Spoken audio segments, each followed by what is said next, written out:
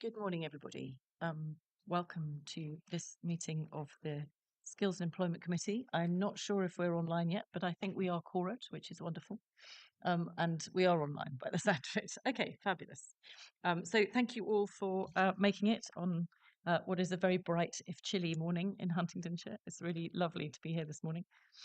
So I'm going to start with item 1, which is apologies for absence. Nitin to make it this morning. I wasn't aware that Sam wasn't going to be with us, so I'm guessing he will arrive shortly. Hi. Yes, I haven't had apologies from Councillor Wakeford, but I did this morning get them from Councillor Benny. He said unfortunately he couldn't make it. Okay. So we will hope that Sam will join us shortly, but apologies noted from Councillor Benny. But we are quorate, so thank you to everybody who is here. And here is Sam. Welcome, Sam. You're over there. So we will make a start. We have questions. So item 3 on the agenda is questions from overview and scrutiny, and I don't think we have received any. I think they spent a lot of time scrutinising the budget, so probably slightly less time on the skills sections, which is fine. Number 4 is to note updates from chair. So I think the most important thing to say at the start of this meeting is that I've had a request from Claire that we change the order slightly because it will just make the meeting run slightly more logically. Claire, do you want to explain why you would like us to do that? I think it's the middle one, sorry. Yes, it's just in terms of the story of the presentations and the papers that you've got. It possibly makes a little bit more sense for what comes later on if I set out what I want to say on this at first, rather than people saying, "Oh, you'll hear about this later on." You will have heard about it when they get to their paper. So hopefully, the order of the slides will make a little bit more narrative sense.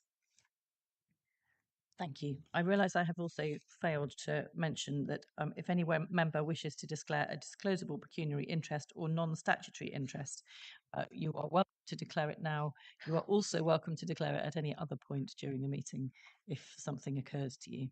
But I don't see any hands raised on that point at the moment. So that's great. In which case, I think we will move to item 5 on the agenda, which, yes. Just a quick question. Within the minutes, and obviously the update, there was a question. I'm sorry to go back to it. I do so quick. We talked about inviting Ross Renton to the committee, and it wasn't on the list of action points. And I was just wondering, have we got a date when he's going to come, or has it been done? That's a very good point, and it's also a very good point that we haven't done the minutes properly either. So sorry, I thought that's why No, I'm not doing very well with my agenda. Joe, do you want to answer that point, and then we will come back on the minutes?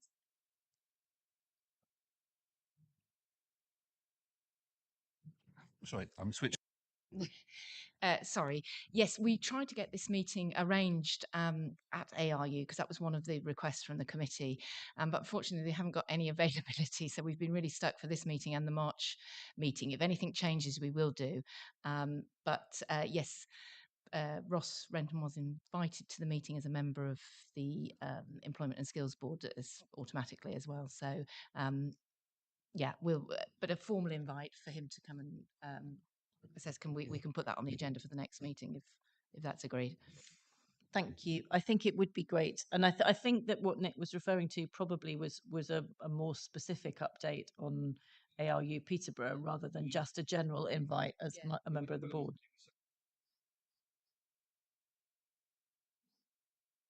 Yeah, it was obviously it came up at the committee meeting where we talked about the importance of and the idea of actually having Ross maybe speaking here. It was noted in the minutes that was something going to do, and I do appreciate that we've been trying to maybe combine the two, but it hasn't been possible. So I was thinking, well, if it's going to, that means it could drag on. If the assumption is we're only going to get Ross, and I think, well, we don't have to, and I know Ross is mobile, and so that was really the point I was trying to bring out. It was something that we were keen to move on, knowing, as I do tomorrow, I'm in Peterborough for the next stage of topping out. So it feels like it's something, a good story we should be sharing with everybody in the board too. Can I just add to that? If Ross is able to come to the next meeting of this committee, that would be brilliant. If for some reason he's not able to do that, it's possible it would be worth trying to just do a Zoom chat kind of that doesn't have to be on that specific date, because I do think it would be good for members of the committee to hear about what's going on at ARU Peterborough, and trying to make a time for that to happen. If it aligns with this committee and the public meeting, that would be brilliant. But if it doesn't, let's make it happen anyway. Lovely, thank you. Okay, so let's go back and do the minutes more properly. So does any other member of the committee have any comments either on the accuracy or on the action log? I don't see any comments, at which point, so I will sign those slightly later today. Nick? It's just a thing. It was on the action points on 8, state of the economy. There was I don't know who asked the question. I think it was officers to check on the concentration of PhD students and report back to committee. I couldn't see in this in the agenda that there was an obvious place where that would be reported back. So I don't know if that's who's taking that.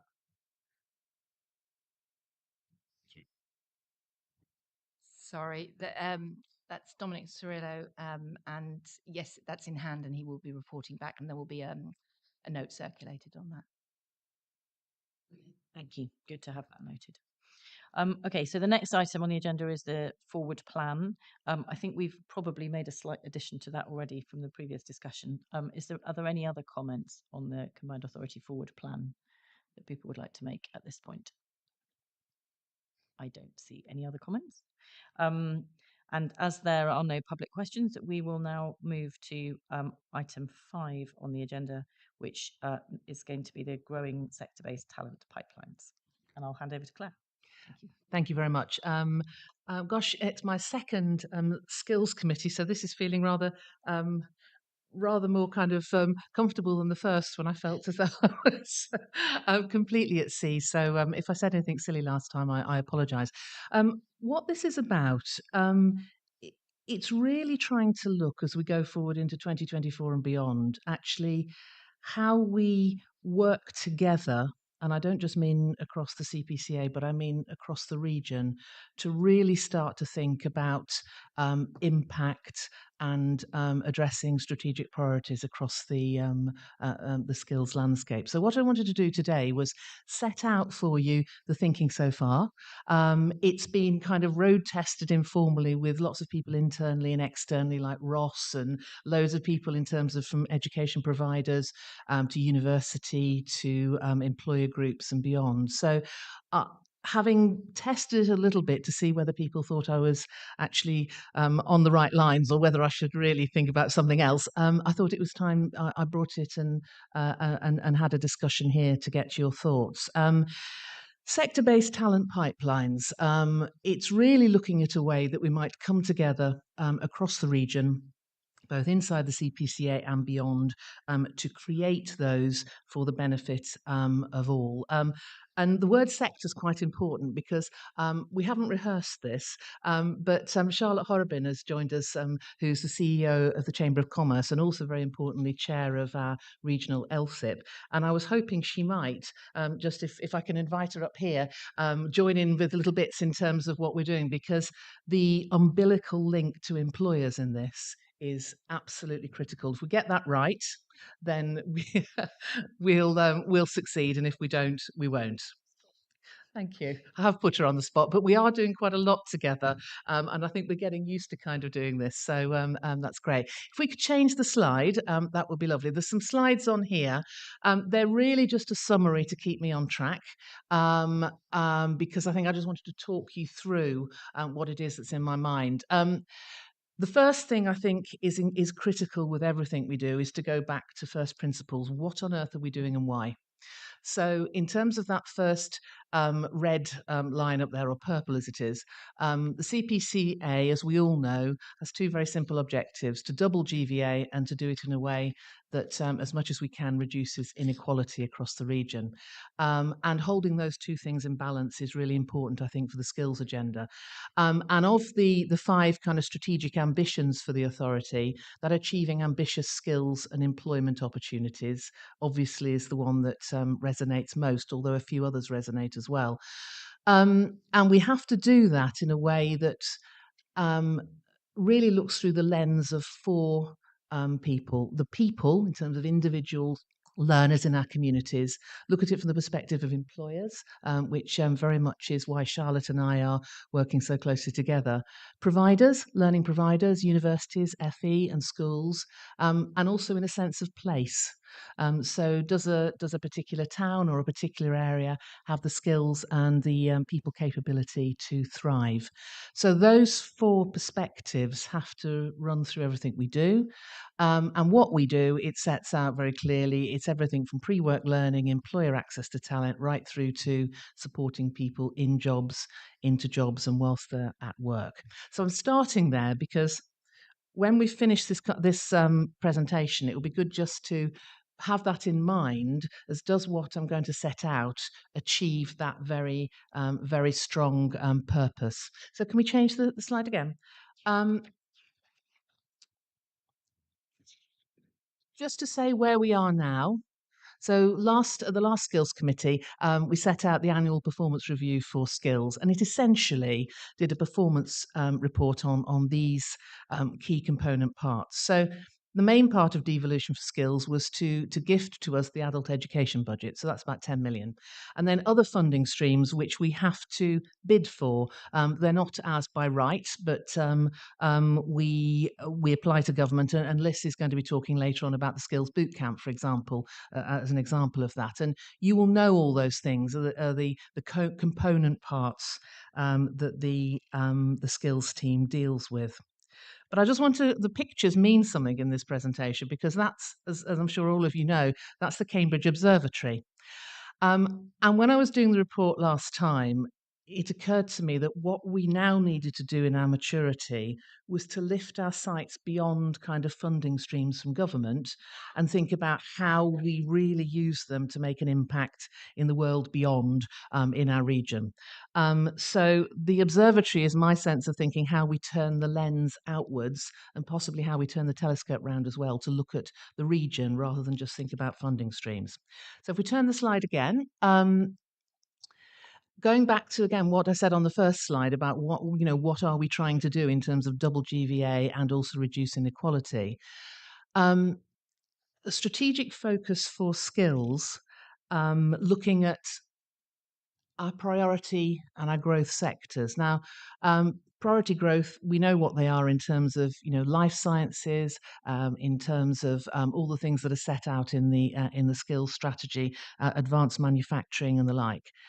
There's also the enabling sectors, which are health, construction, things that actually, if we don't have them, however good our high growth sectors are, we are not a functioning community. So there's the enabling sectors as well. So looking at those two things, how we look at these sectors and growing talent pipelines, both for now and also critically in the future. I mean, in our high growth sectors, the changes in technology, the changes in workflow, all the different ways of doing things, I don't have to outline them here, but the world of work is massively changing, and the skills and the employability that goes with that as well. And underpinning that, absolutely, how we do that in a way that reduces disadvantage. So it's all very well growing, the great economy. It's all very well growing great sectors and great companies. But if actually a percentage of the place that we live in is not taking part in that and can't benefit, then we've only done half the job that we need to do. So that third part of that is incredibly important. If you go on to the next slide, this is the meat of it, really, and there's nothing really massively new about this. It's not the describing it, it's the doing that is the difficult bit. And it's looking at what we would have to focus on if we were to grow a sector-based talent pipeline. So it's what I would call a value chain in terms of talent, where starting right at the top, how you inspire people, how you engage them, how you actually help them if they're not yet ready for work, with pre-employment opportunities, how you get them into jobs, and then how you develop people in jobs and across jobs for the whole of their career. And it's a very simple kind of structure. You could spend a lot of time refining it, but broadly speaking, I think it's clear what we're trying to say there. The green I've put in because I think that's something that is new. that I'd like us to work on, which is when we've gone through the top, inspired, engaged, and got people, ready for work, then actually we stay in contact and we create work-ready talent pools. So if you're an employer and we've, say for example, we're doing life sciences and we trained a load of lab technicians, then you'd want to know and you'd want to be able to access them easily and perhaps fast track them when you're recruiting because they've had more training and more employability skills than perhaps you'll get or you'll struggle to get in the open market. So strategic leadership is absolutely critical to this because there's an awful lot of this going on. In fact, probably, I'm sure there is in all of those boxes. We know there are things that actually work really well, but the key thing is, are they connected? So there isn't a Grand Canyon that someone can't get across. And secondly, is there an umbilical link to employers in all of that? Because it lives or dies by that in terms of being a sector-based talent pipeline. Are we growing things that people want? Are we growing where the jobs are? Are we growing the right things in the right priority areas? Which is why, in terms of Charlotte, you and I working together is incredibly important. So when you look at that, what's your sense of where we are at the moment and what the opportunities might be? Well, I think to begin with, Claire, you're quite right, as I would describe it, to hide the wiring, using your analogy with the telescope. Employers, we don't want them to get bogged down with the difficulties of understanding how the system works. That's for the various stakeholders to do so. Right now, I think we've got a good opportunity. Nationally, employers are suggesting that confidence is up. That over half are expecting their turnover to increase. However, the number one issue, whether it be now, whether it be through the pandemic, or even 10 years ago, it's always an inability to be able to attract and to be able to recruit and retain the people with the right skills, aptitude and attitude. So I think it's very important that we see that full life cycle, but especially that we align with the local skills improvement plan. We talk about those priority sectors and make sure that we've got those work-ready talent pools, because I think that that's ultimately key for us being competitive as a region. If when I'm working with inward investors, the things that are really important are usually connected to their employees. Are there good local schools? Are there nice places to live? But also it's about, is there a work-ready talent pool? And that's ultimately what will make us more competitive as a region, enable us to increase our GVA and to do so in a way that is inclusive. So for me, employers very much are key to this and have to be at the heart of everything that we design, so that there is true meaning for those that get the new skills, that they then move into a new role that's hopefully more rewarding and they are retained within the region. But also for our employers, they find it meaningful to engage because there is positive output. We're able to support them with the challenges that they've got.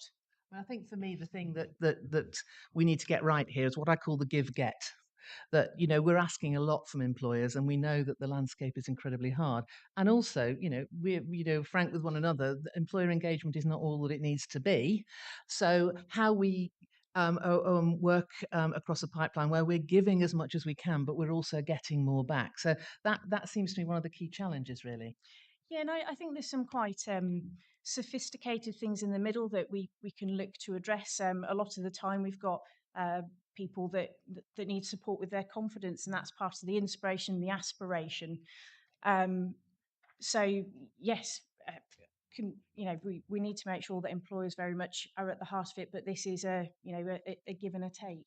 It's also, I think, as well, is the problem definition. Because if you're not careful with this kind of thing, you can get people together, go around in circles forever, and come up with a list that's incredibly long of everything you want to do, and then nothing happens. So prioritization here, I think, is key. Yeah, as I say, we welcome the direction, very much supporting the recommendations of the local skills improvement plan, also recognising those enabling sectors where we need skills like digital and green that run throughout the rest of our economy. But also there's those more subtle things in the middle ground that I know, Claire, you and I have talked about, where we do need to support our employers to adapt and evolve in a fast-paced world. We need to support things like leadership skills, because then everything else will flow down, that we're able to not just recruit people into the workforce or into employment, but also make sure that employee and employer have got the right skills, culture, etc., that employment is long-term, sustainable. And one of the things that, just to say one more thing about this, and then move on to the next slide. Um, some of the things we need to do aren't sector specific. They are ubiquitous to every sector. So, for example, if the labour market is tight and we're having to look at more broader ranges of people that we involve, not only because it's the right thing to do, but because actually, in terms of numbers, we need to find more talent. If we're looking at people with disabilities, long-term health problems, then both the help that we need to give to those communities and also the help we have to bluntly to a lot of employers, particularly SMEs and micros, who actually haven't got a huge amount of experience in that, what we can do to help both of those constituencies. That seems to me quite a big part of this. Yes, I think it's about inclusive and positive growth. And we talk about this with, when I talk about economic business growth, it has to be the right kind of growth that isn't taking advantage of people or planet and rather quite the opposite. So, yes. Charlotte, thank you. I just wanted Charlotte to come in because actually it's all very well talking about partnership, but actually seeing it, that it's actually happening, I think is a bit stronger than just writing it on a slide. And we're next seeing one other this afternoon, but also a gig in Parliament where we're doing a kind of a double hander on the LSIP and the mayoral authorities in terms of how we're working together. So thank you. That was great. If we could go to the next slide very briefly, and then I'd love to hear what you think. I've just put that up as I'm not sure whether it's a scary slide or a really inspiring slide. And it's, gosh, you forever keep putting bits on it, but it's to illustrate, the moving parts in this. That if we can get common purpose, the opportunity to bring these organisations on the right, different kinds of bodies together, and actually glue them with what the CPCA already does in those bubbles on the left, but to do them in a way that makes real sense for a sector. So what we're looking at is, what do we have, where are the gaps, and how are we going to fill them? And it's not random. It's not, lots of people doing one thing and nobody doing another. It's a common purpose that we agree across the region. So I think I'm not sure it's a challenge or an opportunity, but probably a bit of both, depending. Yes, the the one that says up there is the free courses for jobs, which is one of the funding streams that we get from government. Just two final slides briefly, and then I'll shut up and see what everyone thinks. Key challenges. We've talked a bit about this. Employer involvement. If I look at the figures for employer involvement and training across the region, we're not great at actually investing in training staff. There has been a culture. I mean, this is a far too broad a statement, but in general, a culture of hiring and not training. So that's quite an interesting cultural thing for employers. I think, with all the things around the economy, with energy costs, inflation that employers have got, particularly smaller employers, actually training staff is not always high on the agenda. So there is a big job that working with Charlotte and others that we really need to do to engage and to involve employers much more. Tight labour market, that's really saying a similar thing, really. Provider sustainability, we're going to talk about that in a little bit more detail with the AEB evaluation.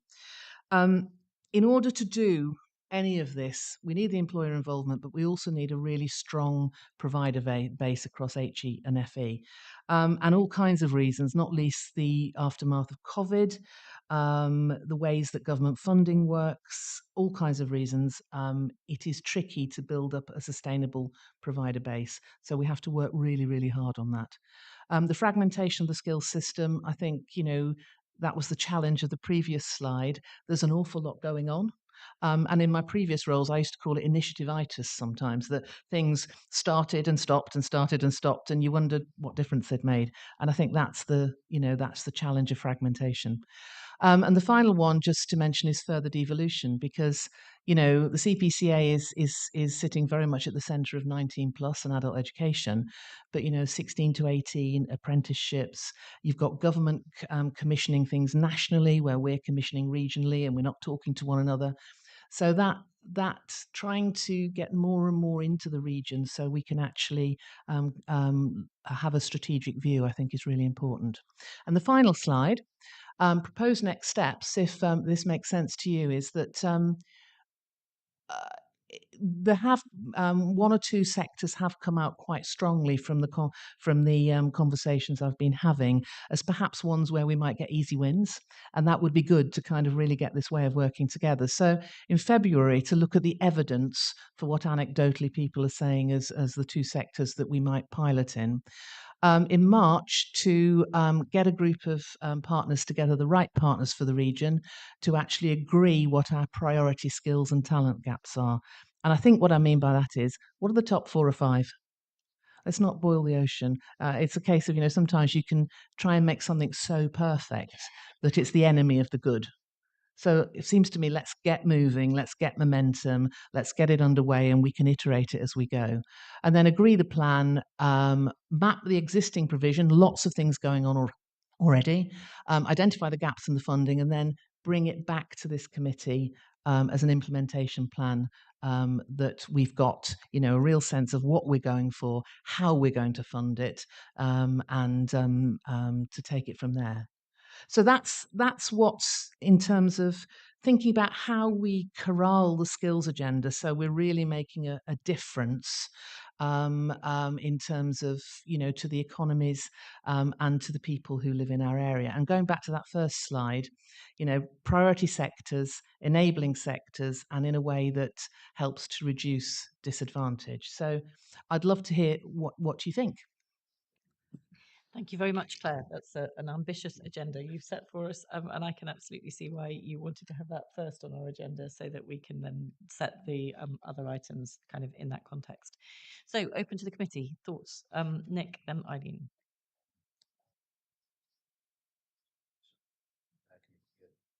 Microphone off, because otherwise. Thank you.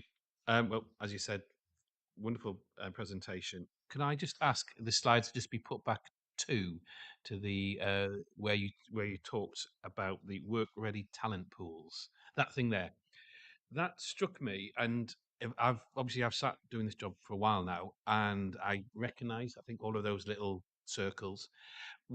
What really stood out for me was this focus on work ready talent pools. It's not a phrase I've heard before. So if for me it feels that this is something quite specific, maybe well be the direction of travel we need to go.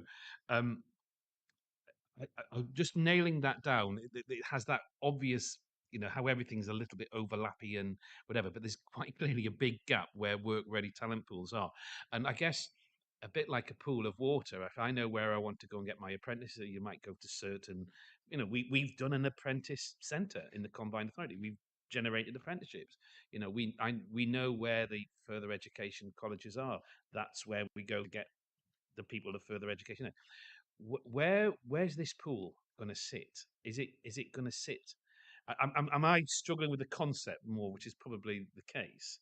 But a pool sense to me, it's a kind of, oh, I know where to go. I know where to go for a swim. I know where to go for a pool. Where are we going to be able to dip into this work ready? Who's going to hold it? That's my first question. I just want to make another comment.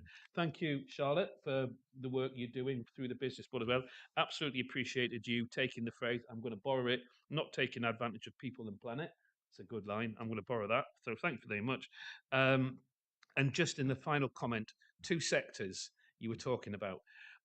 Are we going to go deliberately and challenge ourselves by doing 2 sectors which are very, very different, or 2 sectors that I say you could talk agritech and life sciences? They're both sciencey, but would we be brave enough to go one sector that we really haven't focused on in the past? So, over to you on that. Sorry. We'll get the hang of this. Just to pick up that last point, my instinct is, and given that this is a partnership, I think part of the details that you're talking about we need to work out in the partnership, because there are a variety of ways you can do a talent pool. But in terms of the choice of sectors, my instinct is to start with things where we know we've got quite a few partners who want to play. One in the priority growth sectors and one in the enabling sectors is my instinct. So we do both.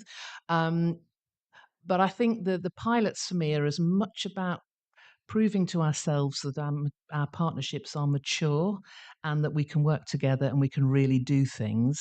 And then when we test and learn and we can actually do, revise for the next one, is then we go for a sector that's perhaps a little bit harder. But my instinct is to learn and to work together and to get that really humming in an area where we already know we've got quite a bit that we can glue together. So that'll be one of the suggestions, I think, talking to people in the region as to where we start, really. But in terms of the talent pools, you can do it in lots of ways. You can just create, social media groups. You can create, ways that if people have been through a certain learning journey, that there's a database. And, with Charlotte's help and others in terms of really communicating to employers.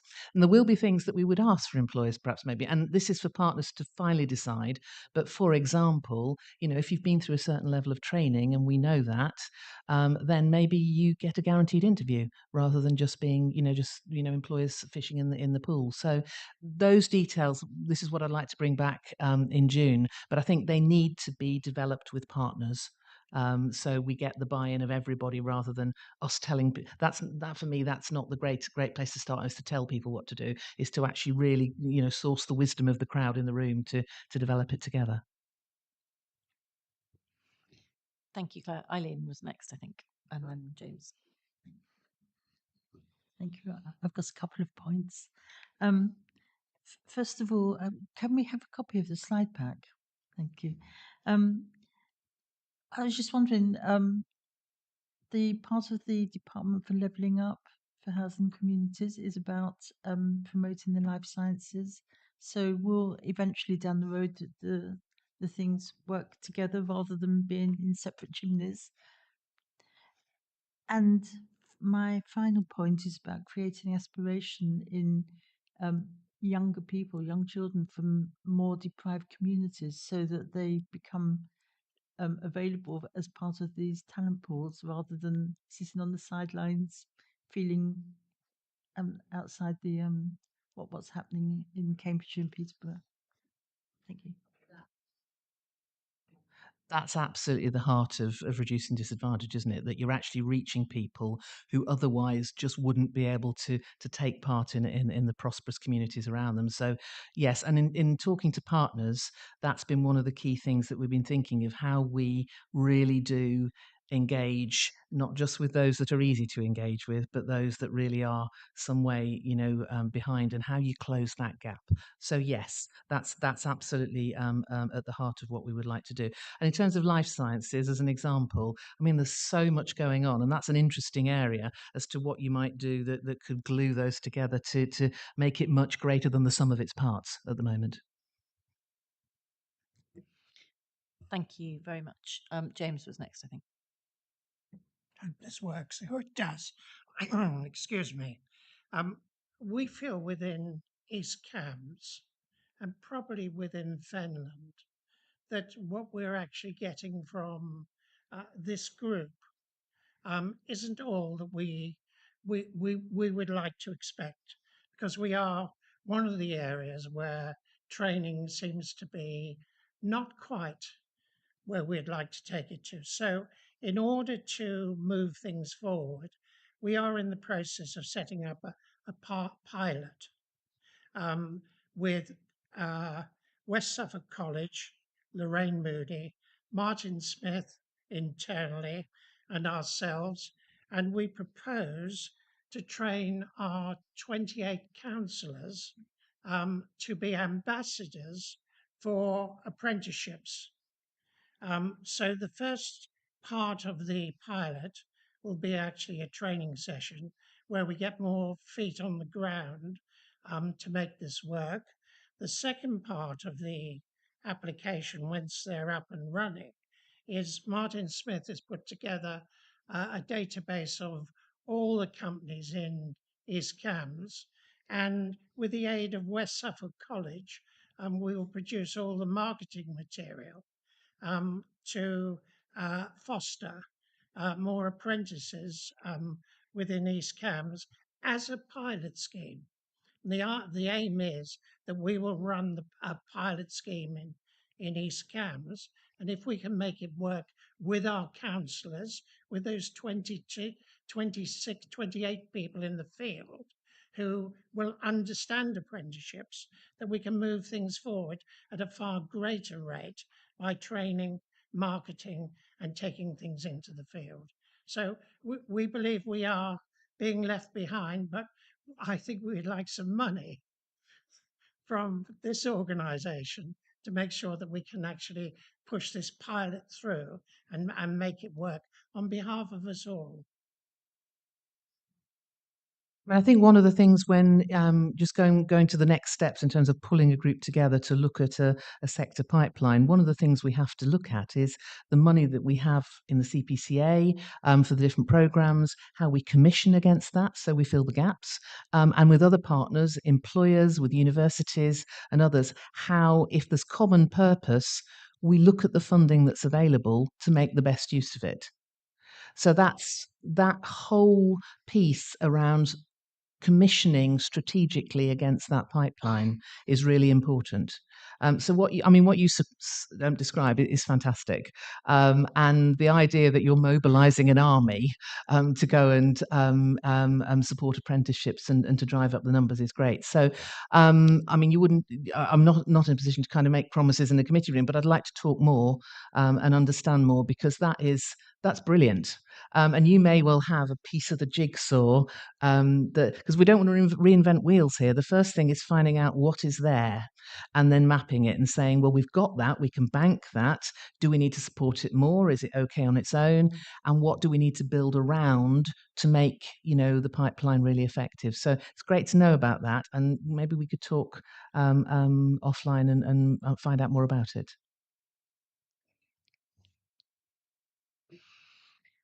Thank you, Sam. Thank you. I agree firmly with that final point from Claire there about the importance of spending our money as wisely as possible, because I think it's not to put too fine a point on it, it's been clear to us on this committee that not all of the money, partly given the different ways it's commissioned from including 3 different government departments, not all of the money spent in the skills space in recent years has delivered quite the maximum impact and efficiency that we'd wish. So I think we do need to think really carefully about that, albeit I'm enormously sympathetic to Councillor Lay's comments. Not least as an evangelist for apprenticeships myself. I had a very traditional academic education. My younger brother went through a vocational route and been as an apprentice, and he was my landlord rather than the other way around, which he very much enjoys telling people. But I think the conversation earlier that you had with Charlotte there as well, Claire. I think there's a sort of podcast opportunity in the budding, perhaps, if careers need to change direction. But that resonated with the conversations I certainly have with local employers in my economic development portfolio responsibilities, not least ones that include Charlotte in her current and previous capacity as well. Is clearly an interest among employers. I think one of the points not irrelevant to the apprenticeship suggestion as well is around the scale of businesses as well, and the extent to which that is a model that can work all without an extra level of collaboration, particularly if we haven't got that talent pool to then pull into. So my basic reflection on that presentation is that it's extremely helpful and welcome. I'm supportive of that direction of travel, and like Councillor Wilson, I'd certainly appreciate a copy of the slides to do some dissemination at my end to sort of better convey what we're trying to achieve. So thank you very much indeed. Thank you, Sam. The other Sam.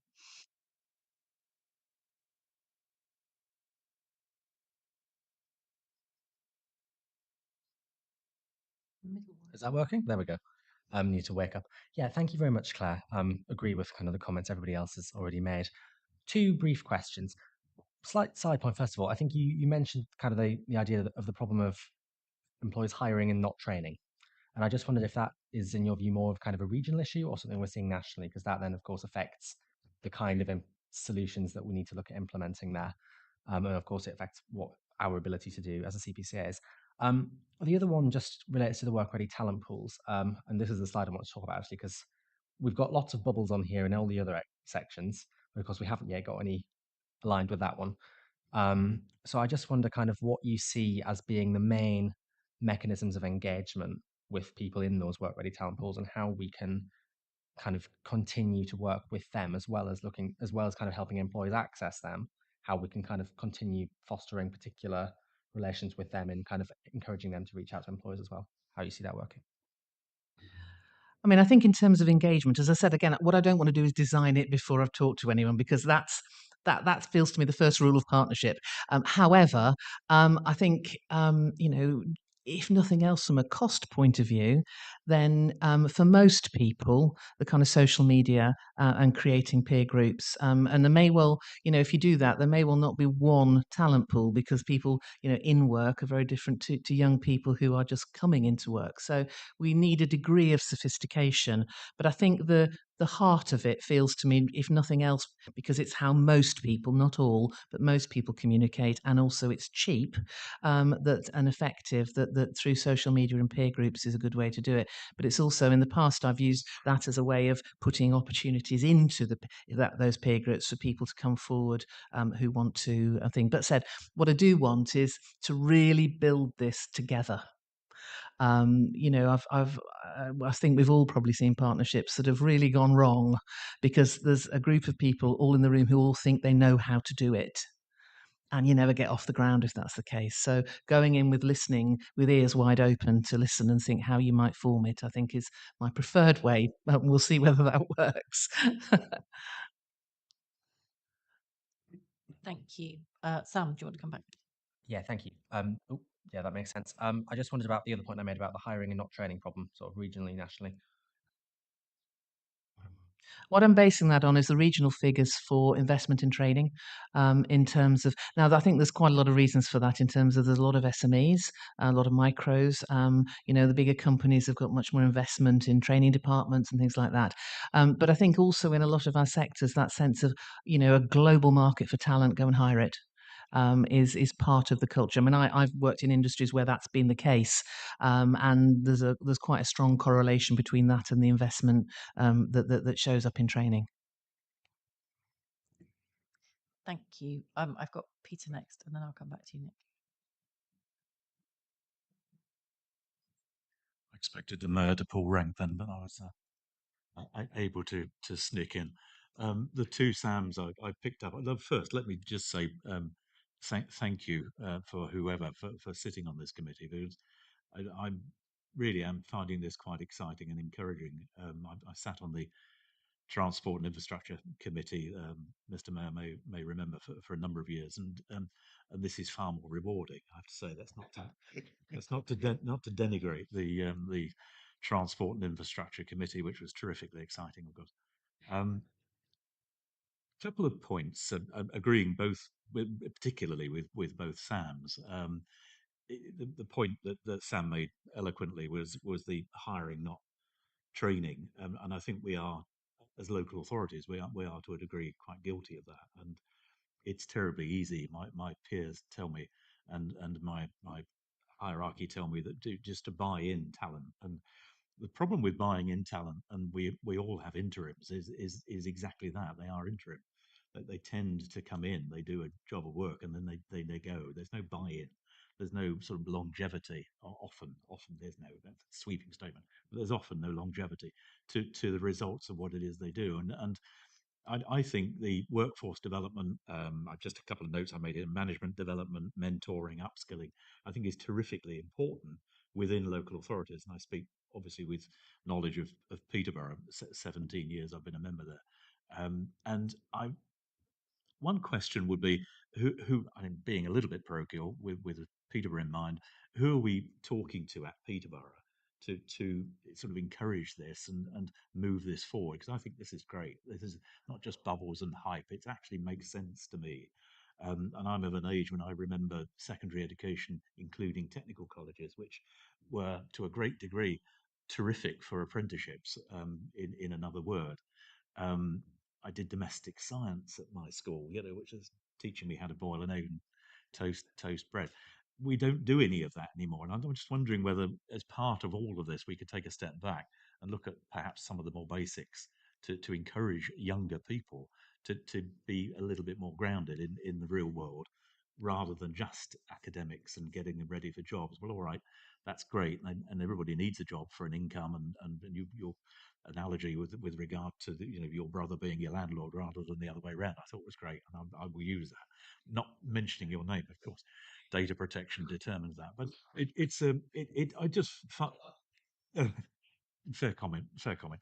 I'll scratch that one off. But really, it is it's my particular interest is making sure that you don't miss Peterborough. Now, we've just had the Daily Express rubbish tell us that the city is the least healthy city, and Mr. Mayor, in his other job, will be very very aware of this. Peterborough is the least healthy city in the whole of the UK. I mean, what on earth is all that about? I just don't understand that we've got all these people.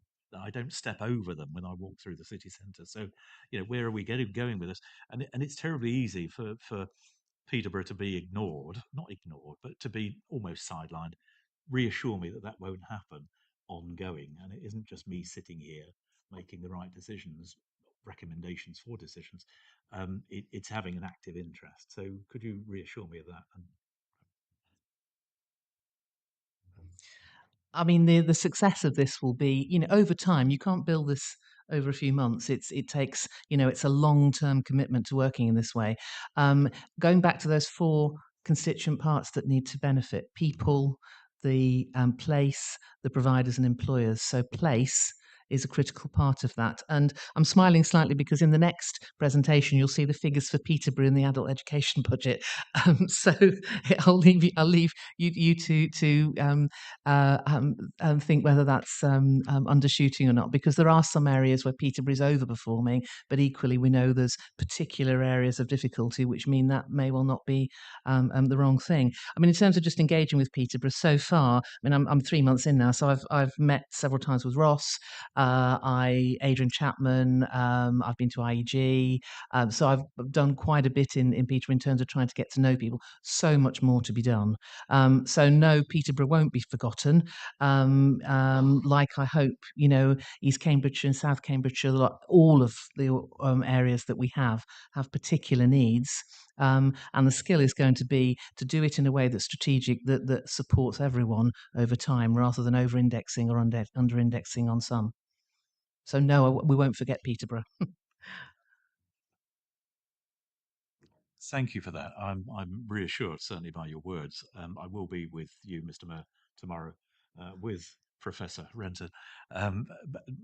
Just to follow up on that, you're talking to Ross, you're talking to Adrian.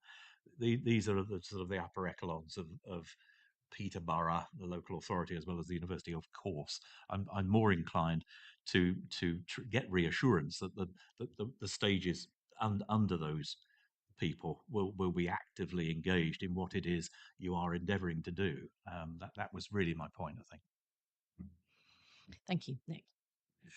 Thank you, and thank you for letting me wait, actually, because I think what you've made a very valid point, and I would expect every member who is a part of this committee, as they do when they come to the transport, to two things. Yes, by all means, articulate the voice of your area that you're representing, but remember that when we sit, as we do as a board, you're also trying to represent other residents of Cambridgeshire across the whole area. That's the idea. It's all in the name, the combined authority.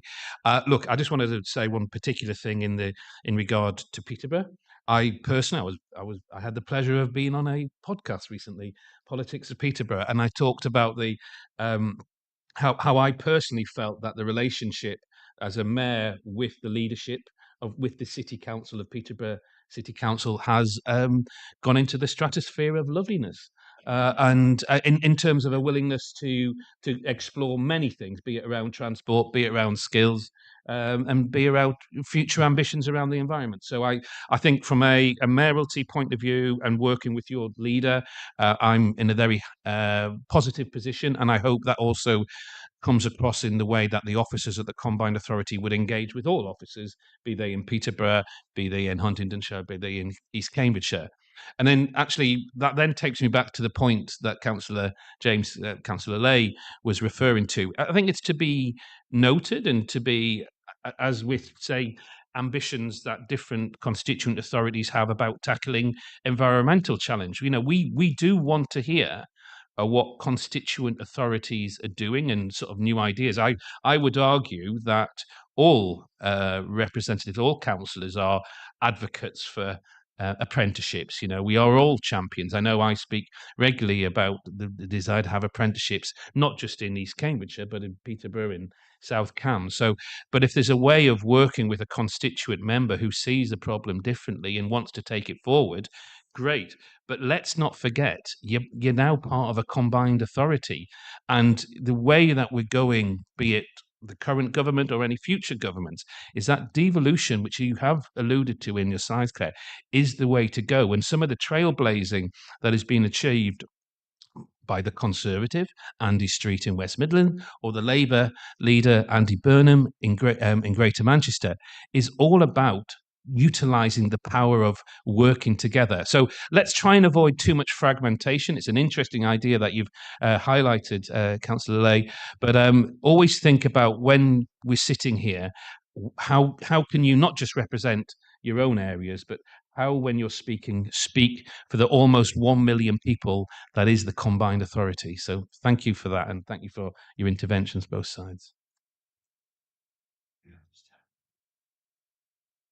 I had Eileen next, Nick, I'm afraid, James. James, the idea is not to roll something out for us in East Cambridgeshire, but to make sure that we can make it work for the benefit of us all.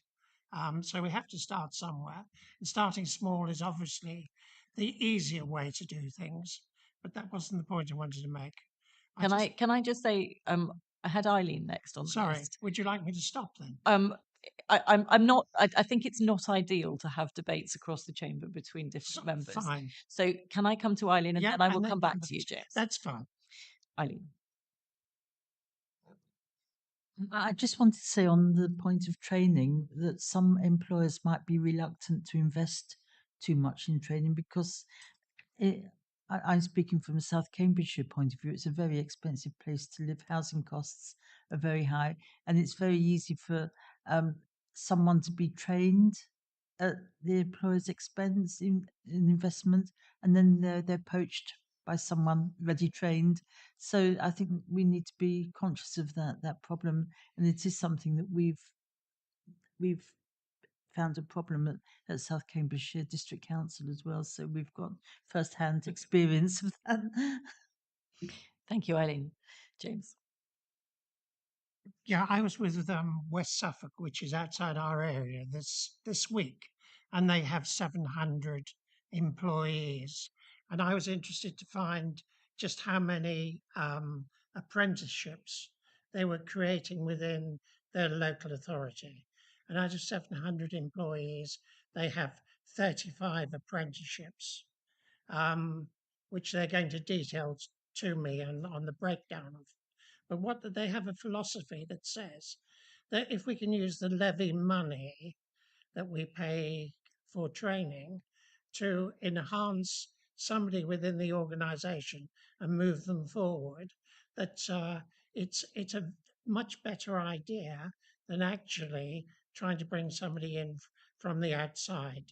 But the point I'm making really is that if one of our local authorities can find 5% of their employees apprenticeships, then perhaps we all ought to be looking at home within our own local authorities to see just whether or not we're coming up to muster. That's my point. Thank you very much. So I've got a few points of my own I would like to make. And the first one picks up very nicely between what James and what Peter were both saying about employees and employers and local authorities being employers and developing talent. I think it is a difficult balance between developing your own talent, making sure that you're looking at the talent across the board, and kind of nationally and at home. I'm really proud of what the county have been doing on this basis, and actually we've got a new social work academy in the county, which is absolutely about training up our own talent from inside our own organisation, to try and tackle some of the really severe workforce crises that we have within health. But I'm also very mindful of the issues that Eileen has been talking about actually you invest in your own people, and as a local authority, and in fact in the case of many employers, finding the capacity to make that investment in training people is not easy in itself. It's probably slightly easier if you're a quite large organisation, as the county council is, or if you're a large employer. And one of the ones locally that I'm very aware of that does brilliant stuff in this space is Marshalls. If you're one of those really big organisations, the capacity to do that is slightly larger, and the risk that you take, that you train people up and then they go somewhere else, is maybe one that you can afford. I'm not sure we can at the county, to be honest. If we lose all our social workers, we will be in problems. But it is finding that capacity for not only doing the training but setting up the processes for it is not easy for many, particularly smaller employers. Which takes me on to the other point I wanted to make. The phrase that jumped out from me from what Charlotte had to say, and I'm really grateful that you came and spoke to us, Charlotte, because I think it's really important, was that we need to hide the wiring in the system. The training system, the complexity of moving people from education into jobs and careers, and particularly people who don't have the qualifications to start with into jobs and careers, is fiendishly complicated and difficult. And that's kind of a national problem in some ways, which we can. I'm very glad to hear you're going to go and talk in Parliament about it. It would be great for them to understand just how difficult that is in many places. But actually, if we're going to try and fix this in our own space, trying to work out how you hide the wiring, I think, is really important, which comes back to Nick's point about where does the pool sit.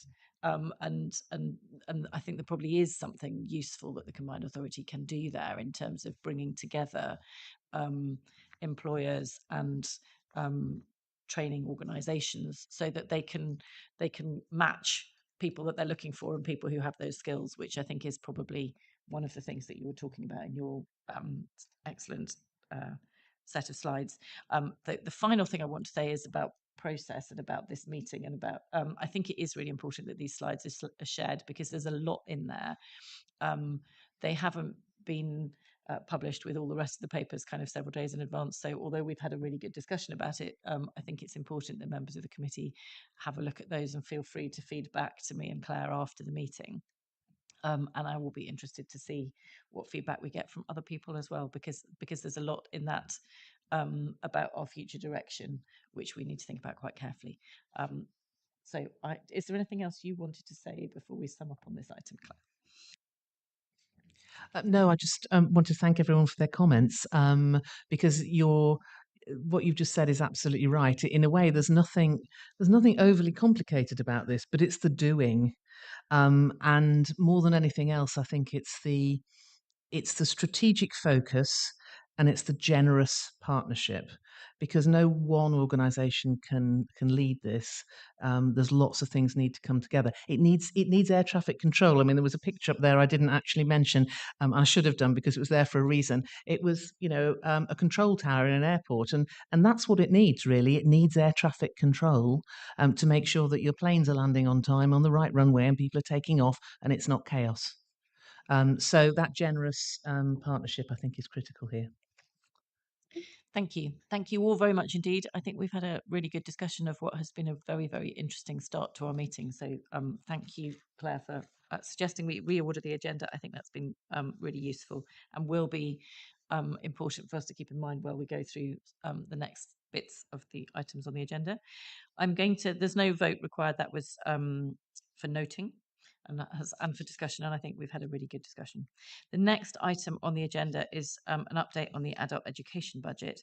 I think this was going to be presented by Jackie Bradley, but she's not well today, and I do think the committee would like to send their best wishes to her and for a full recovery as soon as possible.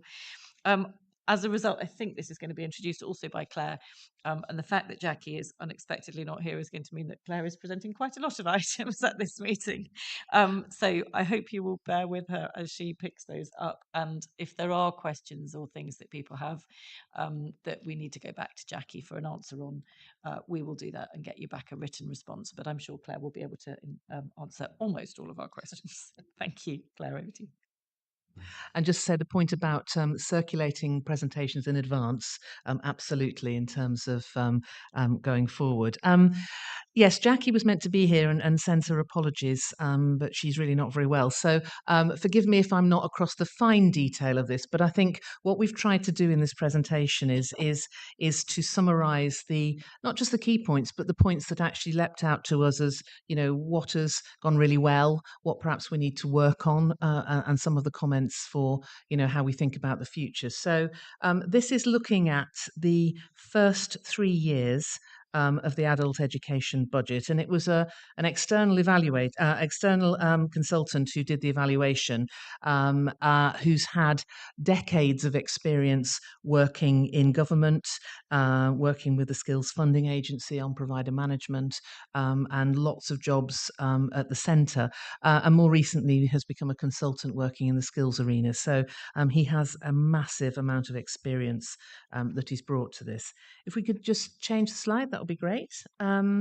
Just to say that the period covered by this report is 2019-20 to 2021-22, because at the time that this report was done, the full year date of 22-23 hadn't been verified. We've looked at it through the context of what we now know about the adult education budget, and it still feels very relevant to us.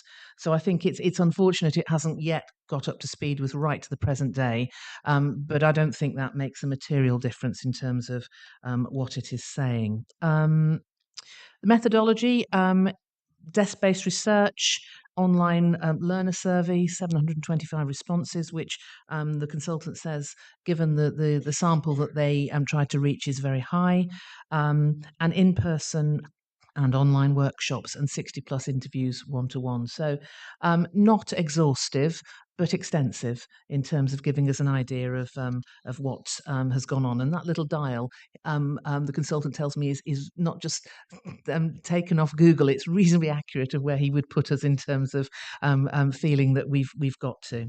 If you change the slides, just a brief reminder about what the adult education budget is for. It's the key part of devolution for skills, and in that we get £12 million roughly a year to look at 19 plus adult education, and that splits down into adult education and into community learning. And it's everything from, you know, upskilling, reskilling, in work, into work, in between work, lifelong learning and well-being. So it's got a very broad range. And as part of the devolution deal that we have regional flexibilities to actually use a fair degree of this in a way which is determined by us for our regional priorities, which is very useful, as you will see in a moment. It doesn't cover 16 to 19. It's not apprenticeships. All of that is outside of all of this. It is adult education. If you change the slide. A brief reminder of the devolution context. I just want to look, those 3 dots, I just want to explain those briefly, because I think they determine the dial we just saw as to where we were on the RAG rating. It's the same way of saying it slightly differently. Purpose of devolution for skills for us was to buy differently. As you know, that's the whole point of it, is that we have a regional perspective, not just told to us by a national agenda. So we buy differently, we buy better, and then as we go on, we buy the best. And the consultant's view in doing this is that we are now quite a long way into buying better. We've got to get better at that. And then we've now got to think more and more about how we buy the best. So his view is it's a linear journey, and he put us well and truly in the brown spot in the middle in terms of where we've got to. It's worth noting, because the management of the adult education budget is not proportionate to the amount of money you get, because government requires you to do the governance of it, whether you've got 20 learners or 3 million, and there's still the same kind of functions that you have to do. So our budget is small. It's the smallest. If I say, up there it says that the next one to us is north of Tyne, which has a budget 197% higher than ours, and Tees Valley 255. The consequence of that means that we can take a management fee from it as a percentage, but of course, a percentage of a not a great amount is not as much of a percentage of a big amount. So, as an example, we take 3.4% in a management fee. That's 380,000. Greater Manchester, much lower management fee, but that gives them 1.7 million. So those are the kind of differences in funding that we are having to manage. And it has to say that, and this comes out in the report, that it has been challenging on a resource side. So just briefly, the COVID impact. 3 years, very much the first 1.5 or so rooted in COVID, but the impact is still very much being felt now, although it's starting to right itself. Learner numbers were significantly affected, so you'll see that in the figures. And providers have had quite a torrid time, as we know, in terms of adapting premises, in terms of having to look at how they deliver, and the whole kind of way of looking at retaining learners and new methods of keeping people on courses. So it's been a really, really tough backdrop to this report. Not least things like mental health as well, and attendance, which, there's a story very recently about, the impact that that's still having. Going on to the next slide, this is one of the key things that the consultant brings out as the changes that were made as a result of devolution. If we go back to just before devolution into 16-17, across the region, we were engaging with 176 providers. And the top 10 attracted 84% of the funding. So by my maths, that means that 16% of our funding was going to 166 providers. That's quite a patchwork quilt. Of those, 90% were based 10 miles or more outside the CPC area, and 61% of them had 10 or fewer learners in the area.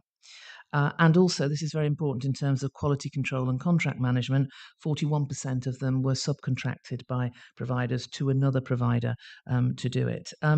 So the decision was taken with devolution in play that we wanted to change that to fewer, bigger, better. And one of the main reasons for that is it's very difficult to provide sustainability as a business model to providers if you are spreading so thinly your resources across so many. So you'll see there's a marked shift.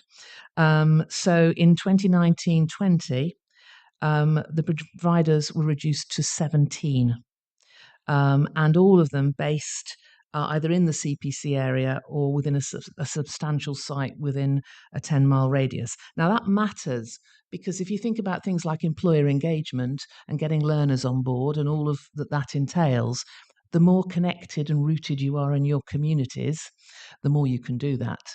But if you're a provider based in wherever it is a long way away, you don't know the community, you don't know the learners, you don't know who's who, you don't know the employers, your effectiveness to connect and to really deliver is arguably not as great as it could be. So that was a strategic decision. And 12 of the providers were in FE, and 5 commercial training providers were identified as well. So that's one of the biggest consequences of devolution. And as we know, and we'll be coming on to this a little bit later, there are still FE cold spots in the region that we need to build up. And we know that. And I would say, I think this strategically is one of our biggest challenges and biggest priorities to get the sustainability of the provider base absolutely as we would need it. In terms of regional flexibilities, if we go to the next slide, this was noted as a very strong achievement by the evaluation, that we'd used to really good effect our ability to make our own decisions with this money. So, for instance, fully funding learners who were doing their first level 2 and level 3. That's level 2 is a GCSE, level 3 is an A-level type standard, and so these are talking about learners who are quite, often quite far behind in terms of needing more support. So fully funding that. Fully funding English language tuition for people whose first language is not English. That's fully funded. And also care leavers bursaries to support people going into FE, with not least with the costs of that, but also the associated costs of meal and travel and things like that. So that got a big thumbs up from the evaluation as something that we'd done very well, and is cited as a very strong, this is where you really are doing it better in this area. In terms of numbers of learners, just to go on to the next slide, just give you a moment to just dissect that. There was a very, very big drop in 2019-20. We were only 56%. We were of 18-19, and one of the reasons for that, obviously, is, well, the main reason is the radical transformation of the provider base. Because at the time, as I understand it, I wasn't here, but I understand it was recognised that we would have that short-term dip in order to try and reorientate our provider base. And there was a 76% drop in community learning. Now, you may remember at the time the government was talking a lot about a lot of qualifications that it wanted to rationalise, that it really wanted to kind of coalesce more around apprenticeships and T-levels and that approach, rather than having a huge amount of things like BTECs and other learning that was going on. So there was a government drive very much to rationalise, but I think also, as I understand it, there was a decision taken here that we wanted to rebalance more towards the adult education side of it rather than community learning. Can I just check? Sorry, just to ask a very quick question while that slide is up. If that slide is also based on outcomes and final people who completed the course, the pandemic is also likely to have had a significant impact in 2020 and 2021. For sure. Yes, absolutely right. So in 1920, then the very back end of it would have been COVID, but certainly in 21-22, we're right in the effects of COVID there. Absolutely.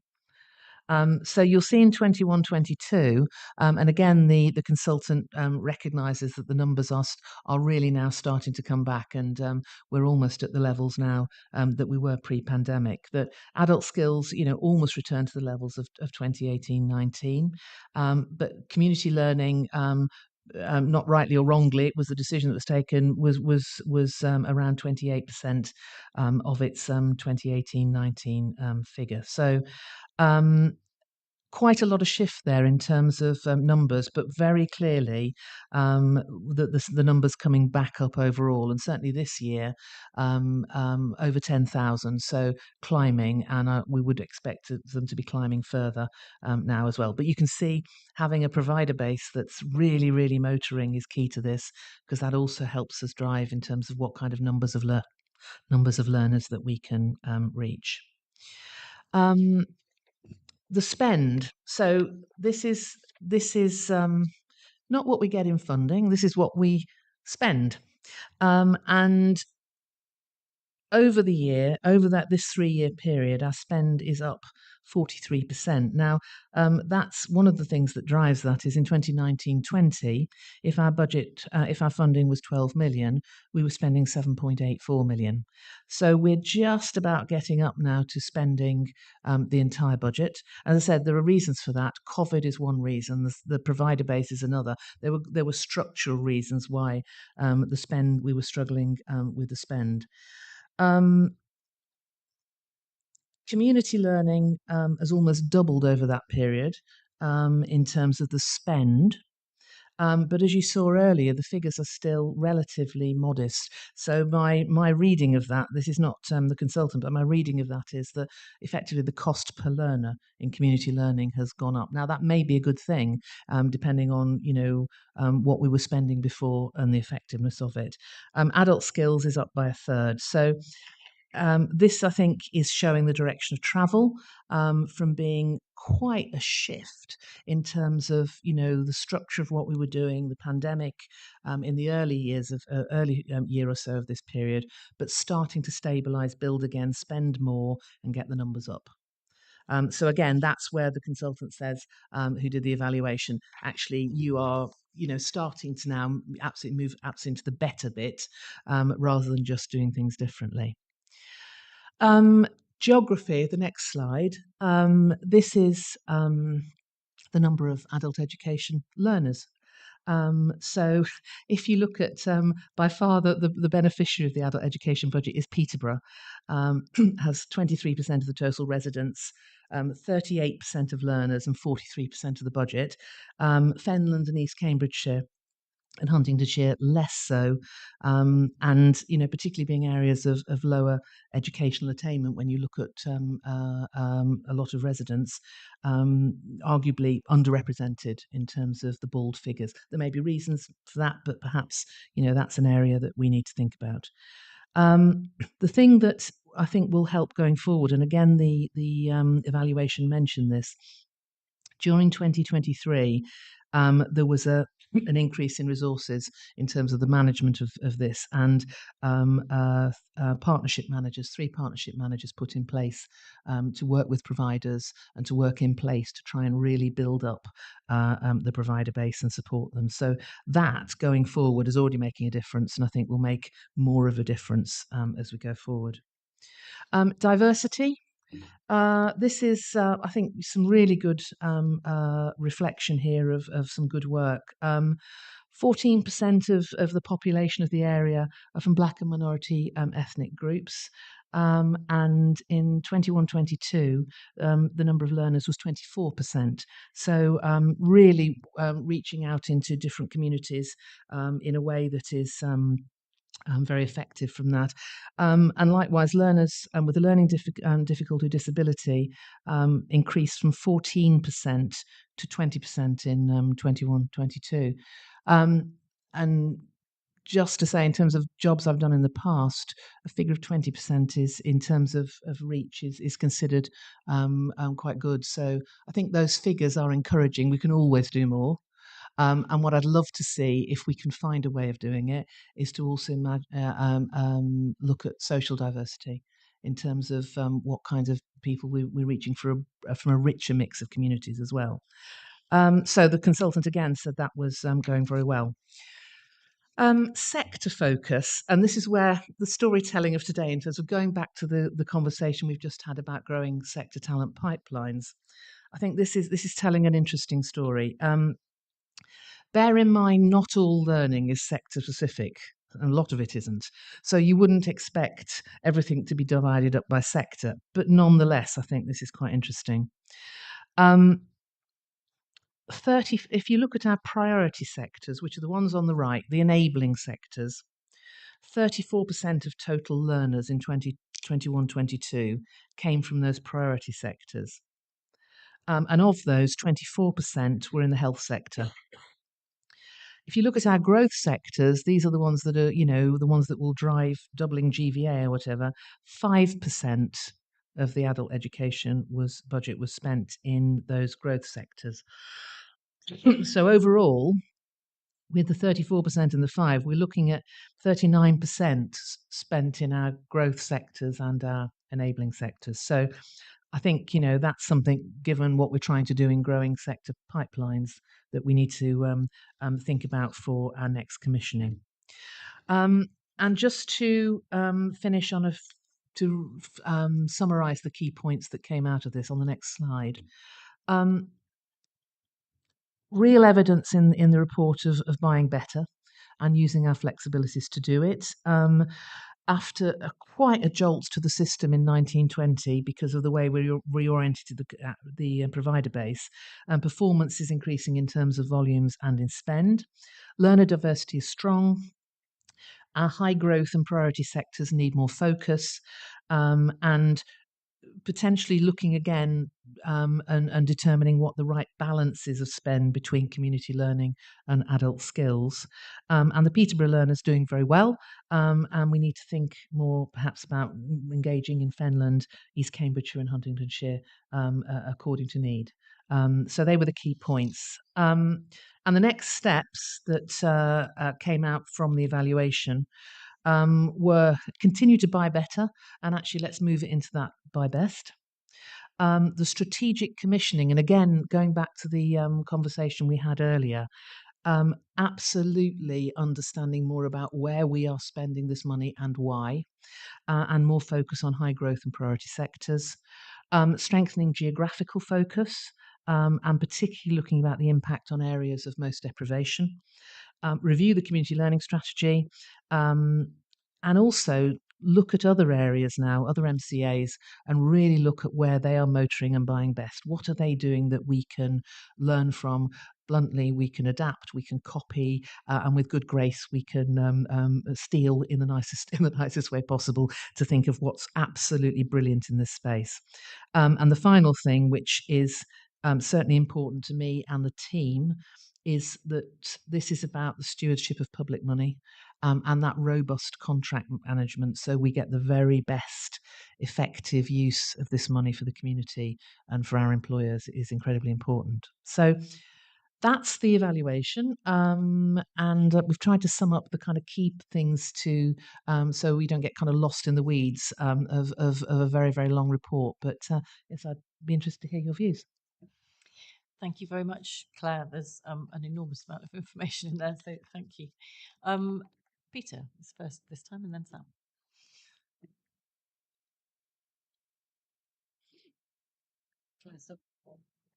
Thank you, Chair. Excuse my naivety, but can you give me one or two examples of community learning, please, for my own interest? Well, in terms of the adult education, you're looking more along formal qualifications. But when you're looking at community learning, you can be looking at all kinds of things about, building confidence, well-being, things that are getting people ready to connect with work. So very much kind of grassroots community learning. Anything. I mean, forgive me in terms of if Jackie was here, she'd be reeling off a whole load of them because this is her area of work. But it's very much looking at people who are, in a way, pre-formal qualifications, who you are working with in the community. So as an example, in St Neots, in the community hub, lots of community learning going on in there, to build confidence and get people employability skills and just confidence and life-ready skills. Can I add to what Claire's just said, Peter, because we had an update on this from Cambridgeshire Skills. We had an update on this from Cambridgeshire Skills at our community committee on last week, which I was attending. And one of the things they were talking about there is IT skills, for example. And I think it's important to bear in mind that with this adult education, an awful lot of the skills stuff we talk about in this committee is about getting people ready to go into work.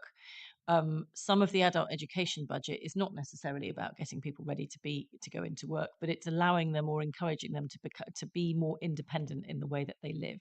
So, for example, teaching older people IT skills allows them to continue to function independently in their own houses more effectively if, for example, they're not able to drive anymore.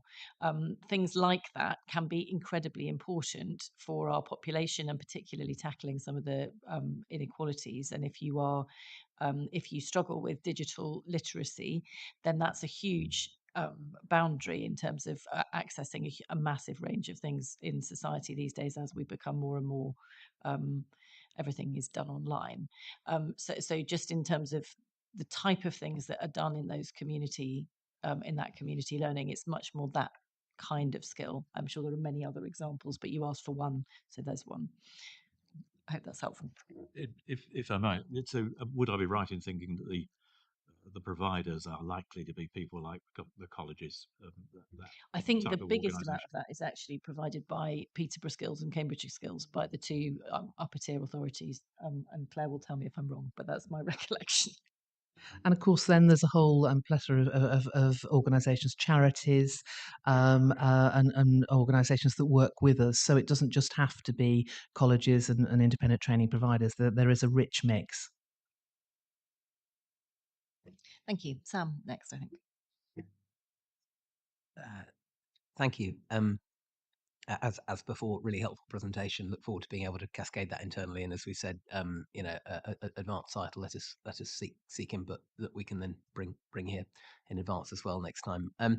A question and an observation, if I may. A very basic question. The points around funding at the beginning, putting aside the point about proportions being equal percentage of a smaller number resulting in a smaller critical mass for management aside, the figures about us having the lowest funding among the mayoral authorities, is that simply reflecting our relative population sizes, or is that also making a point that our devolved education budget is worth less per capita than the larger authorities as well?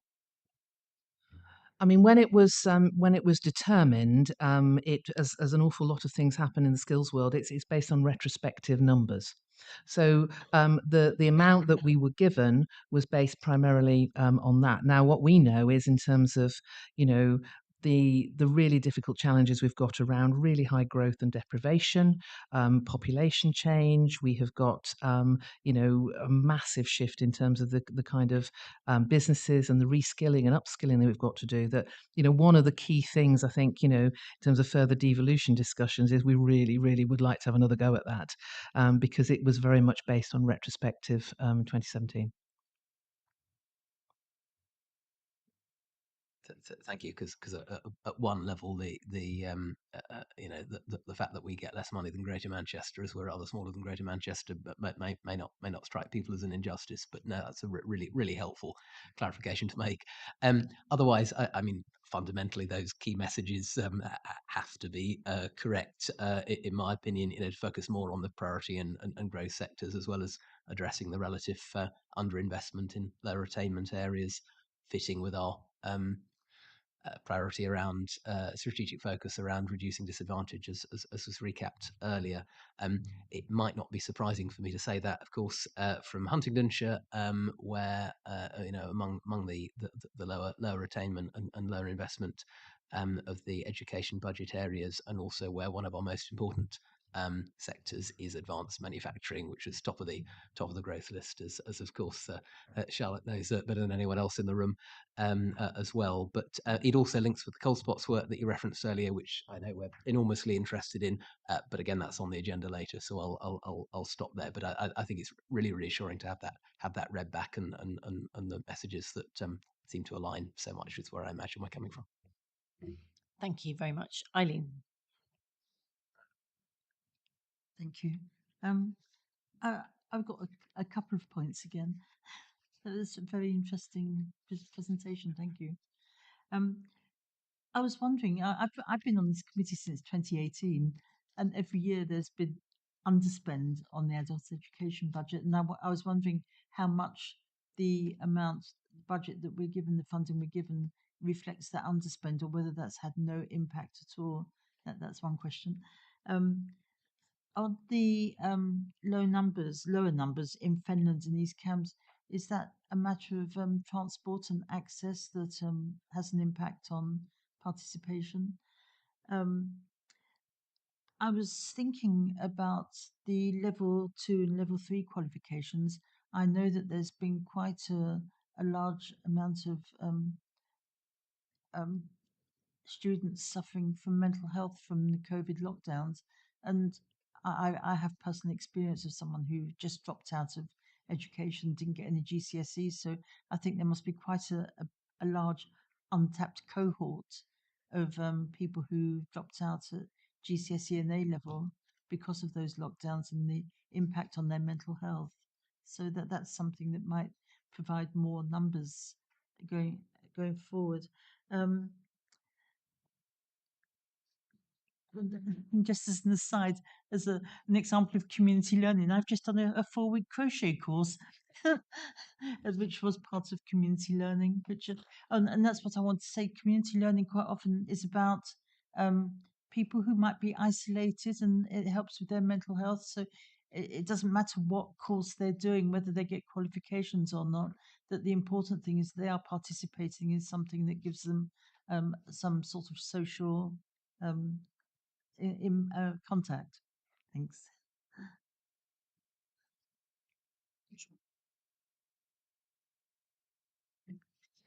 Nick, that's fine, and then I'll come back to Claire.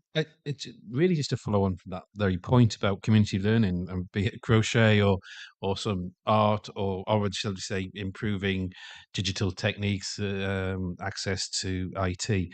I kind of, I've been keeping an eye on it, and a lot of it was obviously you talked about the finances of making you spending money, but where in the adult education budget, the skills budget, are we able to do other markers? And you know where I'm coming from with this. You know, how are we linking the adult education spend, adult education budget spend, to other things such as mental health and well-being, or indeed, is that possible? Have we done any link up with the ICB? It's kind of just the very point you're making, is that in the same way we could talk about, I always do, buses. You know, if we always just focused on buses, about do they give, the subsidies that we give in terms of asking operators to run services, and actually say, well, actually that's a lot of money to subsidize, but actually by subsidizing it, it does have further benefits in terms of reducing social isolation, because people can then, and they actually get to their appointments or their education opportunities. I'm just kind of, have we done and can we do that work on this stuff? Thank you. Happy to come back, Claire. That's well, I don't know where I'll start with. The answer is yes. So if I think of the conversations we're having now in terms of with Val Thomas around health, DWP with Julia Nix, looking at how we come together to solve collective problems. So Val and I talking very strongly about mental health and working, not only working with individuals, but also working with employers. That then links up Charlotte. How do we get to those employers? What is it that we might put into the mix which is helpful rather than just being yet another thing that's of no value? So this is all linked. And the health and the well-being and the links to people who are benefit claimants, sort of all of it is what I mean when I say, how do you look across the landscape at all the funding that's available, universal support, the work well, which the team at the back, Laura is working very strongly on that, on the health agenda.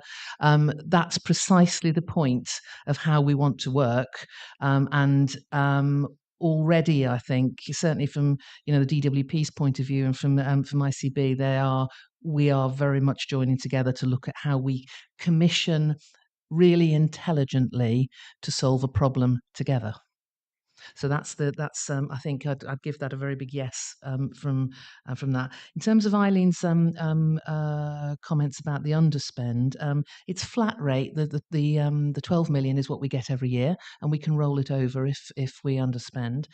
The other funding streams are we bid to government, and we are we have to kind of reapply, and that is affected by in terms of how much we would bid for next year, or whether the money is taken away from us if we underspend.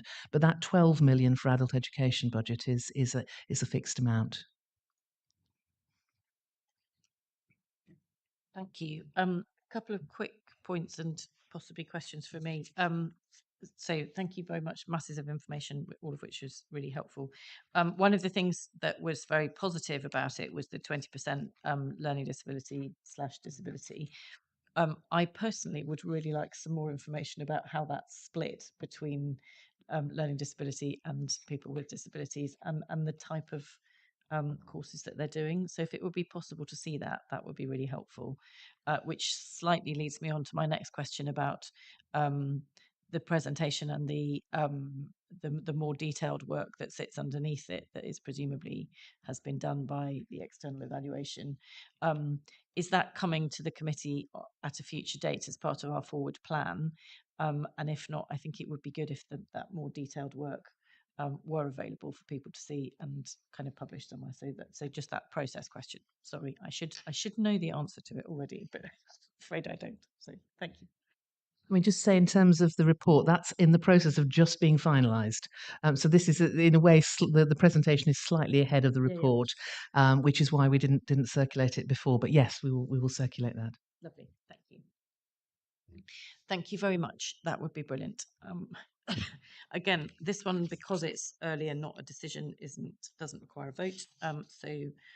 If everyone is content that we have discussed it, we will move on to item 7 on the agenda, which is the ESOL planning partnership, which again should be being presented by Jackie and is being presented by Claire. And I'm very sorry, Claire. After this one, I think we'll probably have a short gap in order to give you. Oh no, it's not actually. It's Liz after this, so you get a break anyway. We'll see. Thank you. Well, this in terms of the agenda, again, in terms of just following in an order. Of course, ESOL was one of the things that the external evaluation really cited as doing something better. I think it's a very good story that we have to tell in terms of the impact that it's made. Now, I'll say something up front. I'm not an expert on ESOL. Jackie and the team are, so forgive me if I'm relatively high level.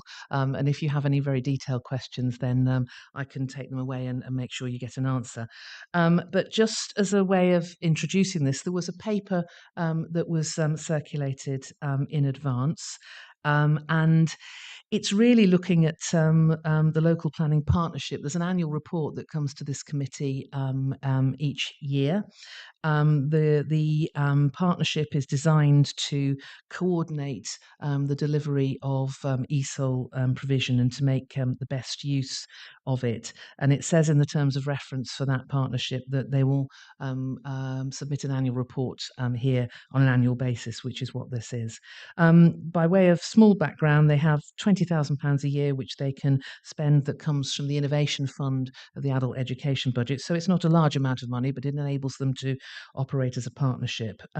Doesn't have formal powers, but it can recommend things through this committee that it would like to do. So the headlines of this, the planning partnership is certainly having an impact in terms of getting people together, very well networked, partners and specialisms coming together. And I think it's making a big difference in terms of supporting people with English as a second language across the region.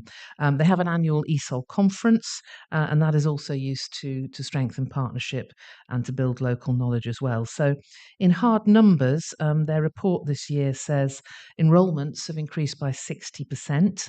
And as I said earlier, this provision is now fully funded, this training for the learners who engage in it. The achievement rate has increased in the last 3 years by 70%. So again, that's a very, very good indication that not only that we're reaching numbers, but actually we're being effective in that they're actually completing the learning. And we've been training new teachers, trained for this in terms of to cope with the provision. And there was a North and a South partnership that looked at ESOL training, but they've now combined into making one network. What hasn't happened so far, there was talk last year of forming what's called a single point of contact for procurement across ESOL, but that as yet hasn't actually happened.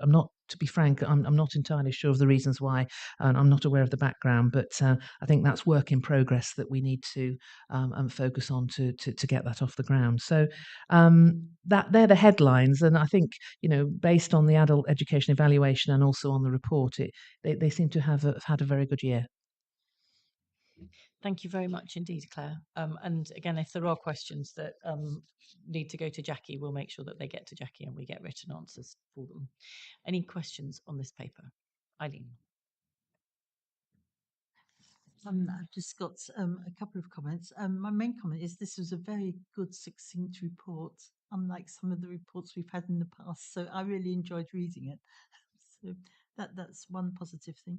And I'm very pleased to see that In South Cambridgeshire, we have quite a large number of Ukrainian refugees, and to see that they're benefiting from this is very good. I just wanted to know whether there are any outcomes measured from whether this has helped people get into jobs. And whether I expect that work is being done, but it's not in the report. But, No, it's not in the report, but interestingly, just as a kind of a throw ahead, one of the things that Jackie is working on is an impact framework. The idea being that we really pilot it in the area of community learning, and then we, as you do with a pilot, then you amend and you learn and then you scale it up. Because one of the things certainly going forward, and certainly linked to the sector talent pipelines as well, I think, is us getting more mature and sophisticated at outcomes, not just outputs. So that I think that's a point very well made. Yeah, thank you. I wanted to make a similar. Is that working? Yeah. I wanted to make a similar point about kind of being really interested in seeing some of the outcomes data coming through at some point, because obviously it is always, it comes on to the point you were making earlier about value for public money in terms of being able to measure kind of the efficacy of the programs that we're running and analyze learner outcomes to make sure we're delivering as much as we can with what we've got. I appreciate you've said you probably can't tell us this, and it's probably not something that can come out in a public meeting anywhere, but I would like to know a bit more about why a tender couldn't be awarded on the single point of contact. I mean, if we can have maybe a written just response circulated, that would be really useful, I think. Yeah, and if we could have a bit more detail about kind of what the report touches on in terms of alternative options being considered for that, that would be really helpful. But no rush.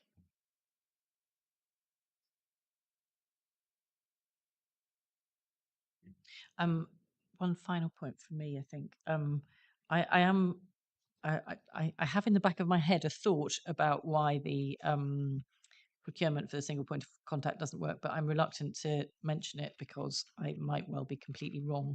I do think it would be really helpful for us to have a little note from Jackie when she's well enough on what the problems were with that procurement and what's being done about it, because I think it is making sure that we get a system that works in terms of people being able to access ESOL is important, although obviously lots of things are going well. So if we could just ask her to send something around to the committee on that, that would be really helpful. I don't see anything else on this one. And again, I think it's for noting. So if everyone's content with that, we will move on to, I'm just wondering whether, no, we'll move on to, I think is it skills boot camps is next, which is this. Thank you. Welcome, Melissa. Nice to see you again. Are we on? Thank you. Yes. Great. Thank you. Can I just say how nice it is to have lots of people here in the room? I know that Zoom is brilliant, but it is actually really lovely to see you all. So you're all very welcome. Thank you, Melissa. Thanks, Chair. Good morning, members. So I'm Melissa. I'm the lead on the Skills Bootcamp funding in the Skills team, and bringing the paper today on the Skills Bootcamp funding for the next financial year. So you may remember in September we brought the paper to the committee to recommend that we put forward a grant proposal to Department for Education for the funding for the next financial year for just under 2.9 million. And I'm really pleased to say that in December, so just before Christmas, we received notification from DFE that that proposal was successful. And so the purpose of the paper today is to seek recommendation from the committee that the Combined Authority Board actually accepts the funding for that next financial year, alongside also seeking recommendation for the approval of the budget line and the delegated authority to the Assistant Director, so Claire, for procuring, awarding or entering contracts with training providers to actually deliver the course provision for Skills Bootcamp funding. So just wanted to sort of touch on the importance of the Skills Bootcamp funding. The aim of the Skills Bootcamp funding is to help people progress their careers or enter into new job opportunities through the skills and knowledge that they learn on the Skills Bootcamp courses. And I've made some notes actually from earlier, from when Claire was speaking, because there was some some discussions that we were having around points that linked back to Skills Bootcamp funding, one of which being Peterborough, actually. So we had, and the work ready talent pipelines as well that was discussed.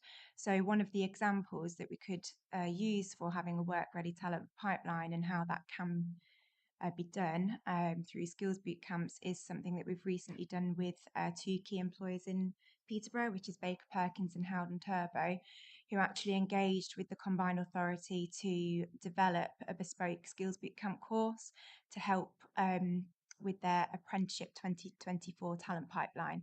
And so I'm actually going to Wiz Beach this afternoon to meet that cohort, but the two employers there are intending on interviewing the learners on that bootcamp course to assist with their apprenticeship recruitment in 2024. So that's just one example there of how we can work with these funding streams to look at sector-based and work-ready talent pipelines. Other ways that the Skills Bootcamp funding helps with job opportunities and career progression, we can work with self-employed individuals to look at helping to grow their business through skills that they can learn on courses. And we can also look at individuals looking to reskill and upskill. There was also some discussion earlier around employers upskilling existing staff and not always recruiting new talent, and the affordability of that. And Skills Bootcamp funding can actually enable employers to access up to 90% of funding to upskill their existing staff. So something else that we do want to focus on and keep focusing on in the next financial year through this funding. Just as a bit of sort of further background, at the moment we are currently working with 14 training providers, and that includes two colleges in the region, and there are 19 courses available under this funding for the current financial year. And with those courses, they do represent varying sectors and industries, from construction through to technical engineering, welding, through to more specific job roles. It was mentioned earlier, leadership and management, I think by Charlotte at the Chamber, was needed to be a focus on.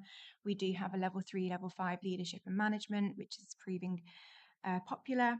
But also digital and green skills were mentioned earlier, and the electric vehicle provision that we have, again, has been extremely well attended and something that we want to continue with, and this funding will just enable that continuity of that provision.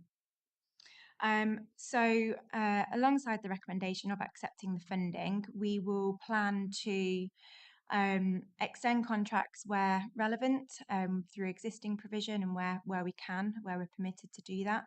But we will also need to procure for some new provision. And so that's where that delegation of authority to the Assistant Director to enable that procuring comes into place. And with the procuring of any new provision, we really want to link in back to the employment and skills strategy, but also to the sector-based talent pipelines that Claire presented earlier, and how we link into that to make sure we are commissioning the right provision going forwards. You'll see from the paper that was circulated, we are continuing to perform 5th out of the 21 grant funded areas, and that is based on the amount of positive job outcomes that learners are securing on completion of the course. So again, the funding is making a difference in the region for those learners that are attending and completing the courses, but also making a difference to local employers who can then upskill and also hire new talent to fill skills gaps that they have. And then one other thing that I wanted to mention as well, something that was touched on earlier, is progression. And I think with the Skills Bootcamp funding, we're already seeing examples of where learners have attended perhaps on a previous financial year a level 2, for example, in electric vehicle maintenance and repair, and then the following year they're then ready to progress and further upskill into a level 3. So it's enabling that progression route through the funding stream as well. And I will stop there. Thank you, and happy to take any questions. Thank you very much indeed, Liz. Really, really helpful. Nick. Well done. That's how I think we start. This feels a positive thing. It's exactly what the combined authority should be doing, and I just wanted to say well done. I guess the question, we're fifth. I'm impatient. I want to be top. That's what where we should be aiming for. But I guess within the funding, the things, I've got a quick question. Where the transaction between are we still going out there and selling the service and people are then coming to us, or when it really works is when people are coming to you? You almost don't have to advertise. So I'm kind of asking here, within the budget, do we actually have a budget for advertising this service? I know I've been asked on a couple of occasions to go and speak on Radio Cambridgeshire. That's fine, but no, is it really meaningful? Do we have a little bit of extra information here as to how? I mean, the example being is that you've got people coming back for a second thing. Well, that's great. They know about it, but the people who've never heard about it, is there anything more information that you can give in terms of how far we're getting this system into the whole of Cambridge and Peterborough? Are we good at getting the take up that we want in all areas? How are we advertising? So there's a lot of questions now. How are we advertising the service, and can we do that better? And is it part of the funding that we need to put aside, so that, be it TikTok, be it Facebook, be it Twitter, how else are we going to make this really take us to number one? Thank you. I think with the skills boot camps, to make it work, you've got sort of 3 key stakeholders really: your training providers, your employers, and your learners, and each need a different message and different sort of communication. We have got a marketing campaign that's due to go live imminently for awareness raising, specifically for self-employed and individuals. We have got, there is some budget, not a huge amount of budget, but some budget within that marketing space to be able to do that. I think one of the challenges that we've experienced in previous financial years is that allocation of the money to training providers and having bids coming in from training providers who want to deliver this service. We are now seeing expressions of interest already coming in before we've sort of officially put the market engagement out, which will go out after hopefully on the back of board. So before, we didn't necessarily have that sort of pre-expression of interest coming in from training providers and colleges. We are now seeing that engagement much more, and I think that is through the awareness raising that's sort of been undertaken on previous years, because it's still fairly new funding stream. And then the employer side of things, Baker Perkins and Howden Turber are a really good example of this through the work that GrowthWorks were doing. They were referred in actually to the Combined Authority to look at how we can work with them with their talent pipeline, and skills boot camps was something they were really interested to get involved in. And so that's something we want to replicate with other employers. Hope that's answered some of those questions. Thank you very much, Liz. James, and then Sam. Simple question. Could you spell out to us, not now, but by email, the 19 different courses that are being run, where are they being run, and who is actually running them? Thank you.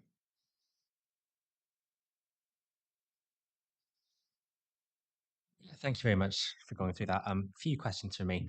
First one, I just wanted to check the figure for the management cost, which is the paper says 262,580, which looks like 10% of the training funding allocation itself, but not 10% of the overall budget. Yeah, that's right. Okay, I just wanted to check that. Because I know management fees are something that I'm always going on about, which people who've been on the committee for a couple of years will know. I'm always very annoyed at management fees, but of course understand why they're necessary. But I'd be interested just to perhaps see some figures from previous years and just see whether there are any like underspends in our management fee and such, just to make sure we are keeping it as low as we realistically need it to get as much as money as possible into the training. I think some really good case studies in here that you touched on as well in the presentation, especially around the engineering front. And I think quite often when we've talked about skills boot camps, we tend to talk directly about, well, the boot camps help people go directly into employment, and the going directly onto an apprenticeship from it is an interesting sort of way to get people into a pipeline that I hadn't necessarily considered before. And I guess my question really is just how do we measure the value added from that? As in the example that we've been going through, how do we know, for example, those people couldn't have just gone directly to that apprenticeship? So how are we making sure basically that the funding we're spending on the boot camps is maximising the impact that it could have? And then my last question is about the multi-year contracts issue, which is noted in the paper as well, about how we're continually having issues with, because the funding's allocated annually, it kind of lends itself to underspends in terms of providers being able to commit properly on when the funding isn't guaranteed going forward.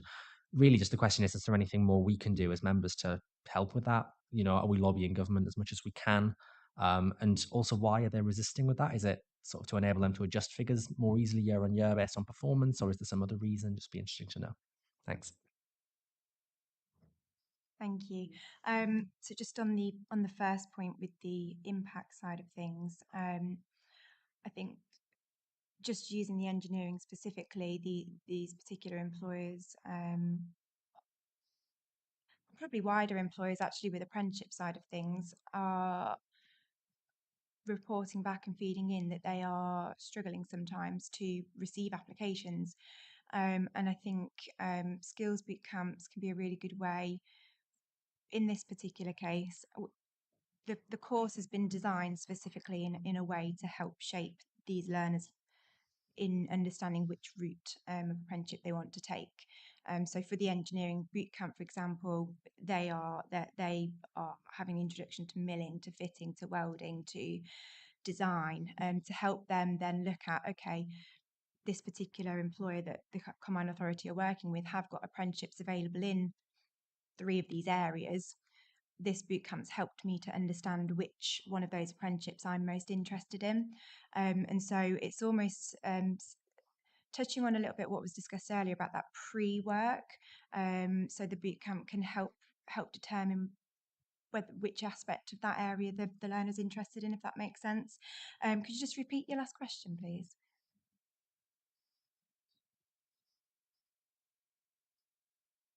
No, it is. Yeah, there were two. There was the management funding allocation. Just about, would you just confirm if it's all right to send us data from how it's been spent in previous years, just so we can better understand whether there's any way to reduce it further? May not be. And then the other one was just the multi-year contract issue and what more we can do to kind of support you and the team in pushing for that to be resolved really through government, and any sort of knowledge you might have about why government are resisting on that front in terms of whether it's so they can readjust figures annually based on performance, or whether there's some other reason. I might divert back to Claire around the multi-year contract with the sort of work that's being undertaken on devolution. That is something that we're pushing for still. I don't know if Claire wanted to add any more on that. Yeah, I mean, it's in terms of responding to documents about devolution. That's one of the things in terms of actually absolutely getting multi-year deals, because I'm lost in the midst of time for me as to why they do it. But I've asked the question several times and I've not got an answer that looks like it's changing. But it's something that all of us are struggling. Could I just say one thing about management costs? And you know, I promise you, this is not about being profligate.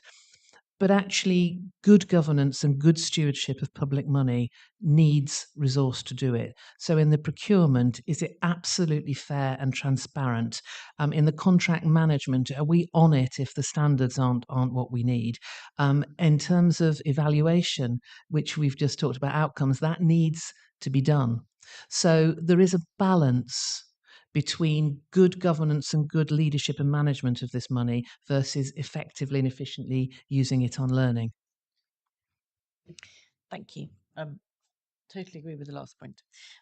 Eileen and then the other Sam. And I think we'll take them both and then we'll wrap this one up.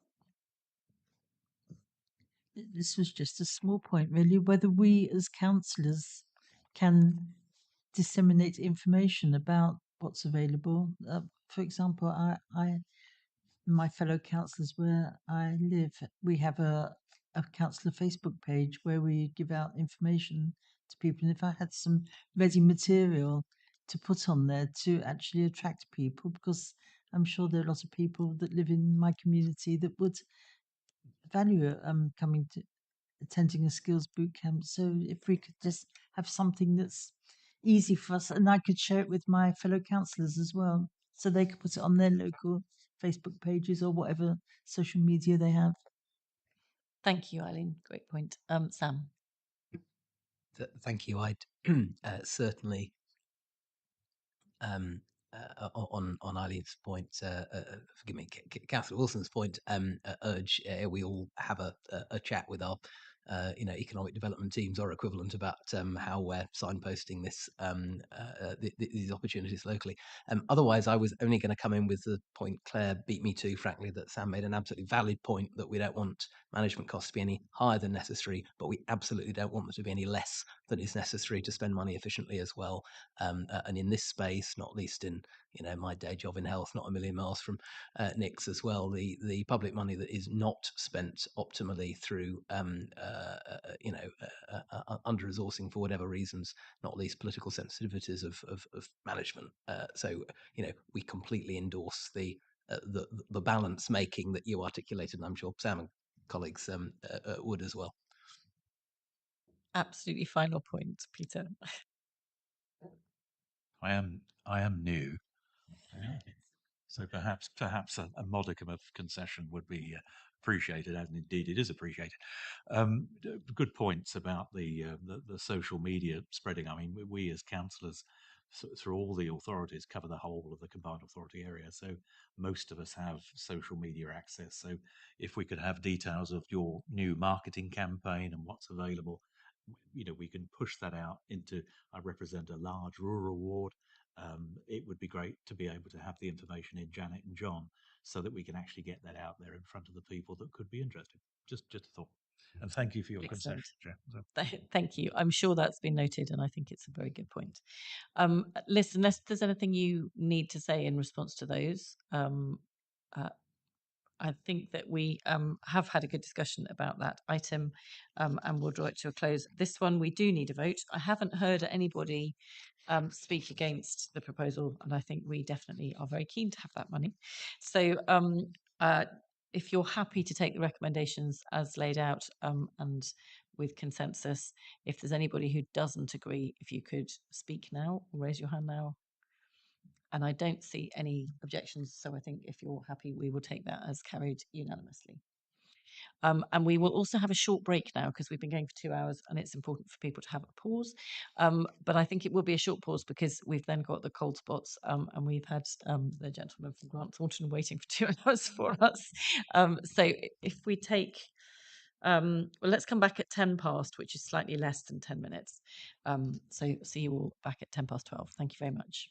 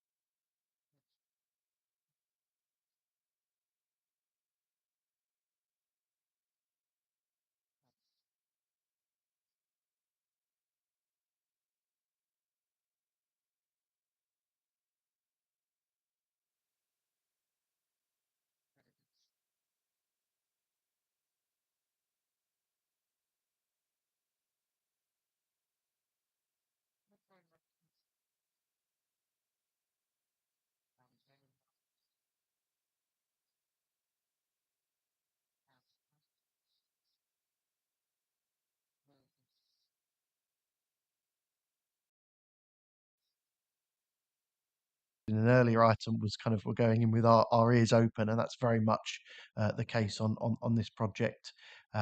So the plan today is just to sort of talk you very briefly through kind of our plans, what the next few months are going to look like, so you can understand where we're going. Great to then have, Chair, if that's okay with you, kind of any immediate reflections, kind of things you want us to be aware of, but chance also to ask questions. I colleague of mine, Melissa Wickham, unfortunately wasn't able to join us today in person, but she's going to be the kind of sort of day-to-day lead working alongside myself. Melissa's hugely experienced. She previously ran a economic analysis team looking particularly at further education within the Greater London Authority, so brings a really good deep understanding of the sector as well. My background's very much in kind of economic development growth, to do lots of work around feasibility studies, business cases. Have worked in this part of the country before, and so I'm delighted to be working with you on this project. If we just flick to the next slide, just kind of sort of very briefly sort of setting the context as kind of we see it in terms of the commission. This is very much, as Claire said, a feasibility study looking into the necessity of expanding further education within the combined authority area. It is emphasis on that word feasibility. So looking at kind of there's no preconceived ideas. We've not been told, right, you've got to kind of reach an answer here. Actually, we want to work through the detail, and the rationale being, and it echoes very much stuff from the first presentation. This is about actually how can we best support regional productivity, economic growth. How can we enhance that well-being, social mobility? Lots of the things that have already been talked about. Actually, this study will be saying, actually, can an expansion of the further education provision help enable that? How does it fit alongside existing plans, and what are the opportunities? So kind of our purpose is to look at current and future skills gaps. I think the word future there is really important. We're at quite an interesting point of time, kind of post-pandemic, kind of the new normal, if I'm still allowed to use that phrase, kind of really settling in. But actually, in terms of then just kind of sort of the sector focus, and what's going to change over the next 5, 10, 15 years. And we are having to look at a big, long horizon there when you're thinking about something like that. Obviously, we want to understand and assess the capacity of the existing provision. There will be a spectrum of outcomes, I expect, from this study, some of which will very much revolve around the role of the existing provision, some of which may say, well, actually, where we need a specific thing to supplement that. So we want to understand what is in place. We want to understand what is already happening. And then kind of to propose a set of recommendations that fall out of that feasibility. So we want to speak to you lots as we go through this. We then want to test our recommendations and findings with you, so that we end up at this point where we're sort of saying, actually, these are the potential options. What do we do next? And that will be something that can be debated and discussed in a future meeting of this group. If we just flip to the next slide, at the risk of repeating myself, it is vital that the analysis we do and the work we do really takes on board both the sort of quantitative, so the data, and what we can see from the numbers, and further education is one of those areas that is pretty well is well blessed with good data. So we very much want to use that. We want to use kind of some of the forward-looking data around population projections as well, to really paint a robust data-driven picture.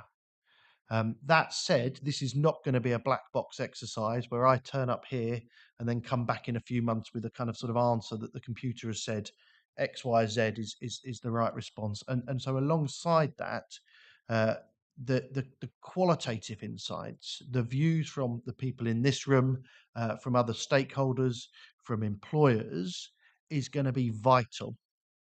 This study has to balance and triangulate as far as possible the kind of the data with the perceptions and the views. This is not a kind of case of whoever shouts loudest, but it's a case of actually saying we've got to make sure we are listening, we're hearing the different perspectives, both in terms of visions for the future, but also actually where experience and lessons from the past have shaped and informed thinking. Because what we don't want to do is come in and pretend that this is a kind of complete blank sheet of paper. We know that things will have happened before. There will have been discussions. And debate. So our job is to really understand and work through with a broad range of stakeholder groups. And again, sort of hearing that interplay between the combined authority and the Chamber of Commerce, that's going to be really important as well here, because one of the key things we know from other work where we've worked particularly with supporting business growth is skills at all levels is critical. So we're really keen to make sure that we engage well, both in terms of breadth and depth, and that we listen to everything that we're being told.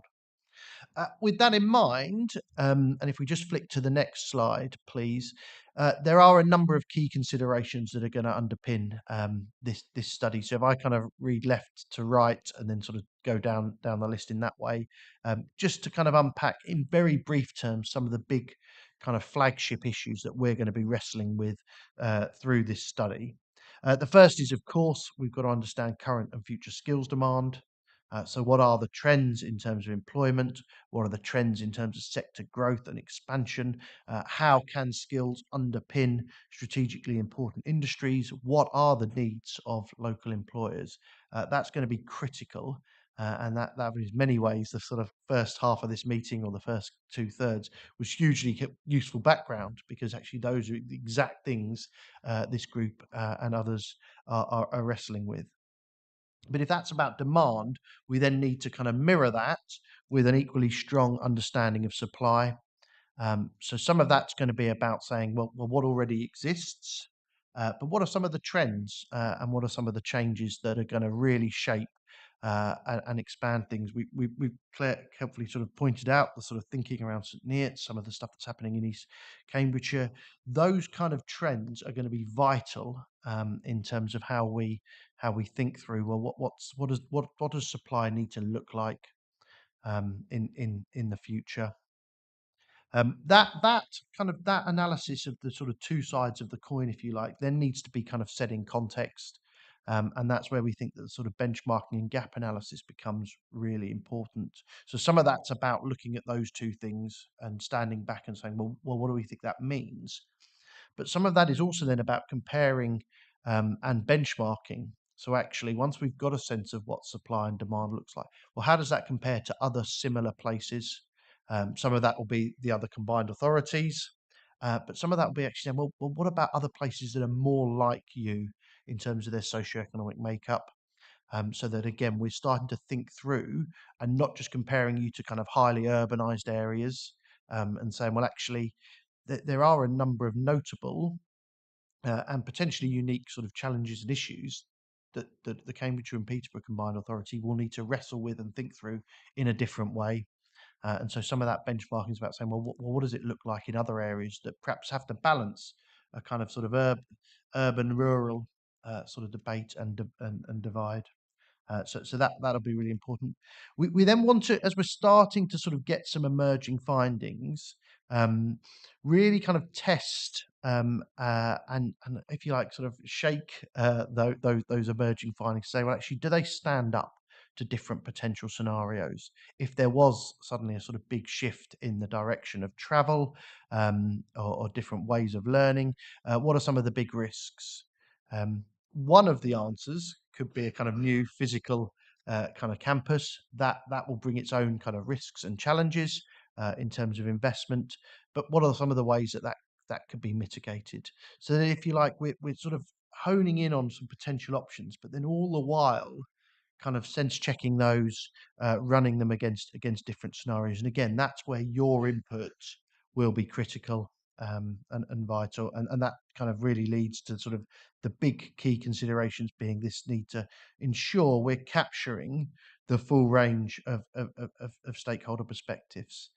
That includes everyone in this room, but I know there will be other stakeholders. So I think we'd really like to hear back from this group. Who are the key people we need to be engaging with, speaking with, and ensuring that we're hearing the voices from. And then kind of all of that boils down to then starting to say, well, actually, what might a potential solution look like? I don't think, sort of sitting here now, that there's going to be one perfect answer that will come out of the back of this, but I think what we will be able to present to you is a number of options that you can then consider and work through. That needs to reflect key issues around geographic location. It needs to think about sort of the role of the existing institutions. And of course, you can't do any of this without considering costs. Now, whilst we won't have the kind of real granular sort of pounds and pence, because that's not what this study is to do, we have to have a broad understanding of that.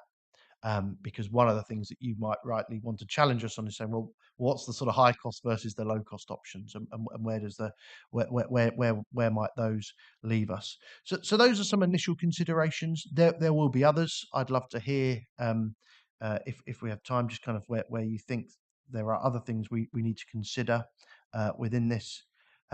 There are also, if we can just flick to the penultimate slide, there are obviously a number of sort of caveats and kind of risks with a study like this.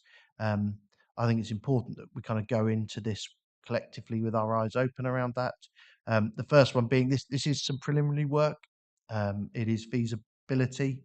Um, so as I say, just talking about costs there, some of those things would only come as you start to work towards a preferred option. So really at this stage, we're focusing on that kind of preliminary early stuff. There is very good data in FE, but actually we are looking to the future rather than just reviewing the past in this. So in some ways, data is going to be more limited. That said, we're confident that by using multiple different data sources and that both that qualitative and quantitative analysis, we can start to kind of bring and bridge some of those gaps. We are in a period of change, as I've already mentioned. That is both political, probably big P, small p, social and technological in terms of how things are going to evolve. So actually, that's where, again, that stakeholder view becomes really, really important.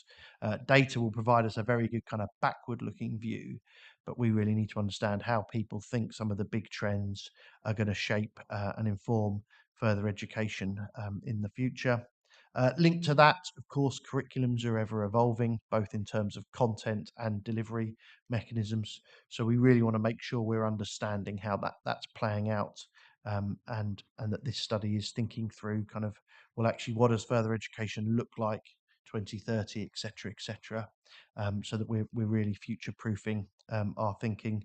And of course, one of the risks when you're so dependent on stakeholder views is ensuring we get that buy-in. We have the time with the people that we need to speak with, but that is something that Claire and I have already talked through in terms of making sure that we're working with and engaging stakeholders early, so that people can shape and influence the work, and this is part of that.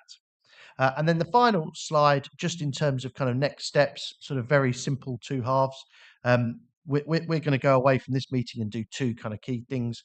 One is we're going to identify who are the key people we need to speak with, and we've started that process. And the second thing is we're going to start to build up that data picture, so that then kind of immediately after that, we've got some emerging data. We'll then start to have the conversations we need to have. And then in terms of sort of two kind of milestone dates, just for your diaries and your attention, kind of early March, the plan is to have an initial draft of the feasibility study. That will be a draft in the sense of the kind of direction of travel rather than a sort of draft final report for comment, because we want to make sure we're on the right way. We're not going to go down any rabbit holes. We're not exploring the wrong things. And then I believe there's another meeting of this group on the 10th of June where we would be looking to present final results, and that will be much more of that kind of draft final report for consideration and adoption. Thank you very much for taking time, Chair. Kind of happy to take as much or as little as the agenda allows in terms of comments and questions at this point. Thank you. So the first thing I want to say is it's great you're here, because we've been waiting for this for a little while. So we're very pleased to hear the progress that's already been made, and those dates are very helpful. So who would like to go first? Sam.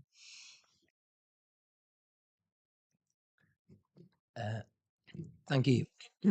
Um, uh, excuse me, as you've said, Chair, clearly this has been longer to get to this point than we would have liked, but for reasons that we don't need to rehash today. But really, really delighted that we've got got yourselves in place to do this work. Clearly, speaking from Huntingdonshire, I can't speak for East Cambs, but I suspect similarly we have a pretty good idea that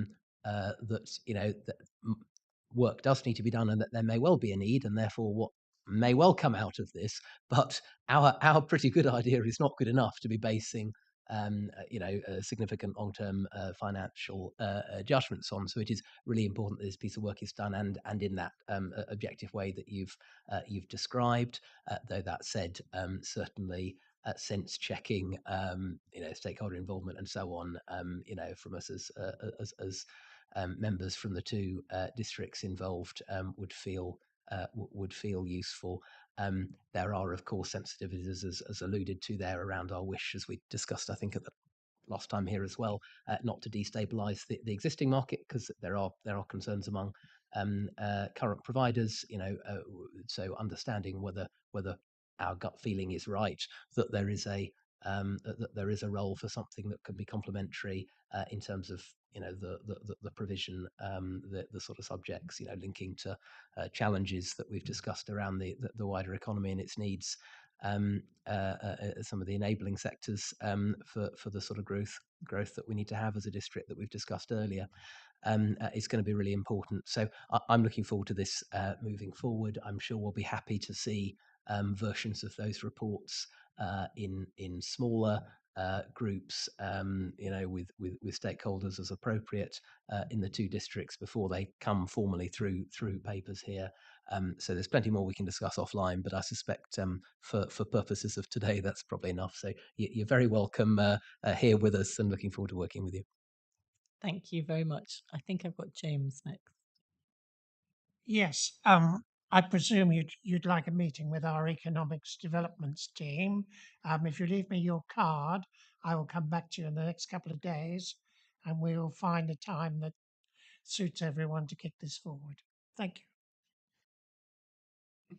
Thank you very much. I don't actually see any more hands up, but I think I do want to kind of reiterate what I've just said. I think this is a really important piece of work for us. It's something that this committee has talked about for a long time.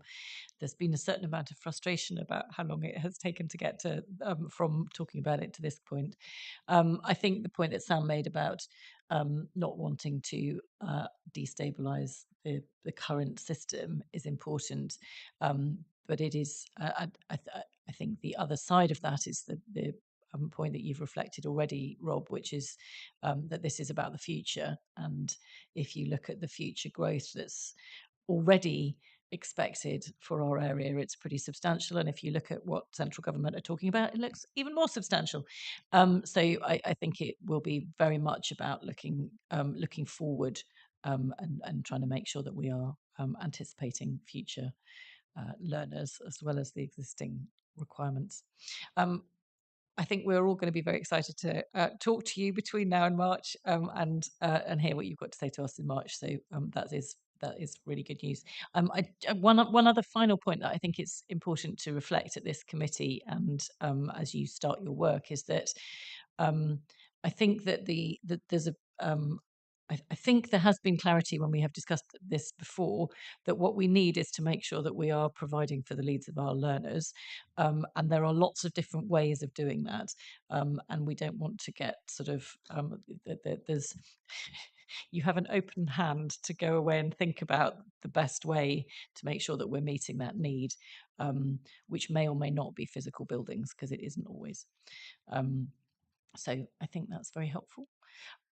I don't see any further hands, but thank you very, very much for coming to speak to us. I'm glad that the previous 2 hours were constructive and not not frustrating.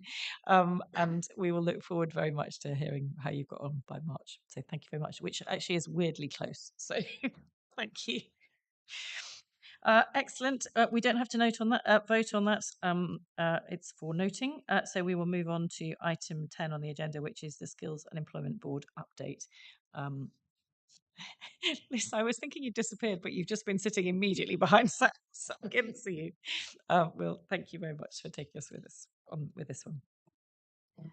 Thank you. Yes, I'm still here.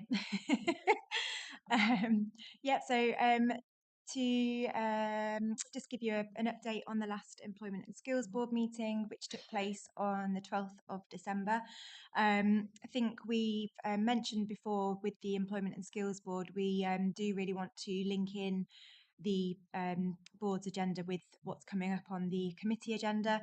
So during the December ESB, it very much kind of replicated some of the agenda items today, which were mainly around skills boot camps and the sector-based work that Claire presented earlier. So with the skills bootcamp side of things, we had quite a good discussion around employer engagement and how we can link in and join up and work alongside various sectors and industry within that better. But also there was a point raised around alternative perhaps ways of working and things that we could think about that perhaps haven't been thought about before with employer engagement and referring in, such as there were examples given of where employers look at applicants who perhaps weren't successful in a particular application and why weren't they successful? Can they be referred into something like a skills boot camp to help them progress in an alternative way? So some good discussion around alternative ways of working and things to think about on certain funding streams. I think much of what was discussed on the sector-based work side of things you've heard today through this morning's presentation, but it was a really positive discussion similar to today, and members very keen to help facilitate and progress that work. I also wanted to mention that we do have a standing item agenda on the ESB from DWP around unemployment data. So there was some discussion around, again, where certain areas have seen an increase in their employment rates.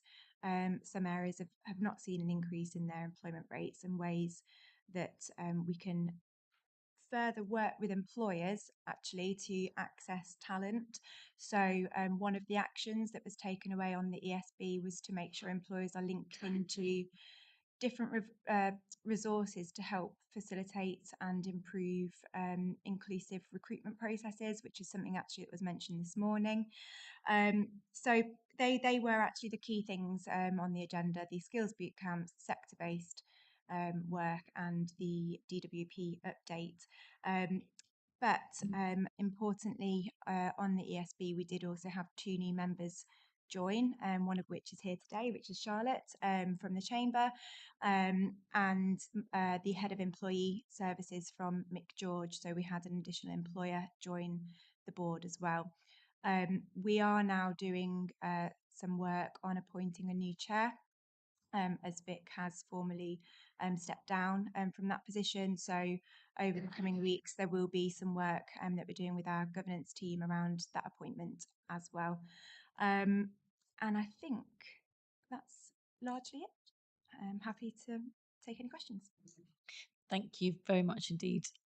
It's really helpful to have that update, and great to have Charlotte with us today. I think that's the connection both between the Skills Committee and the Business Board and the Employers and Education Board, but all of that it's really, really important that those connections work as well as they can. I don't see any hands up, which is great. So thank you very much for the verbal update. And then we will move on to the budget and performance report. Yes, thanks so much for joining us, Nick. I understand you've got another meeting to go to, so I hope it goes well. Knowing what that meeting is, it's very important it does. Morning, Brina. It's very nice to have you with us this morning again to do the budget update. I will hand over to you. Thank you.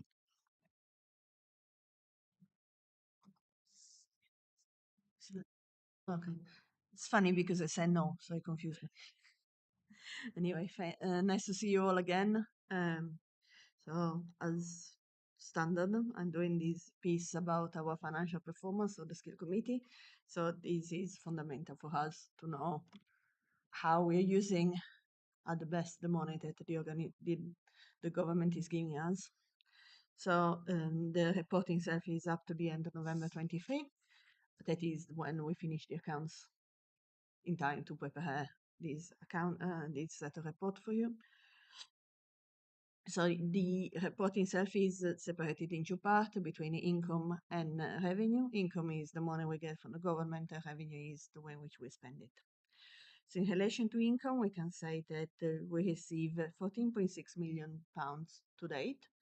That equate to 93% of the forecast of the forecast is slightly lower than we were expecting to be as a budget. So the forecast is 2.2 million lower than the overall budget. We are spoken about the reason why this is lower in the past. So the majority of it is the bootcamp, wave 4. Some of it is going to be delivered the next financial year, 0.6 million of it.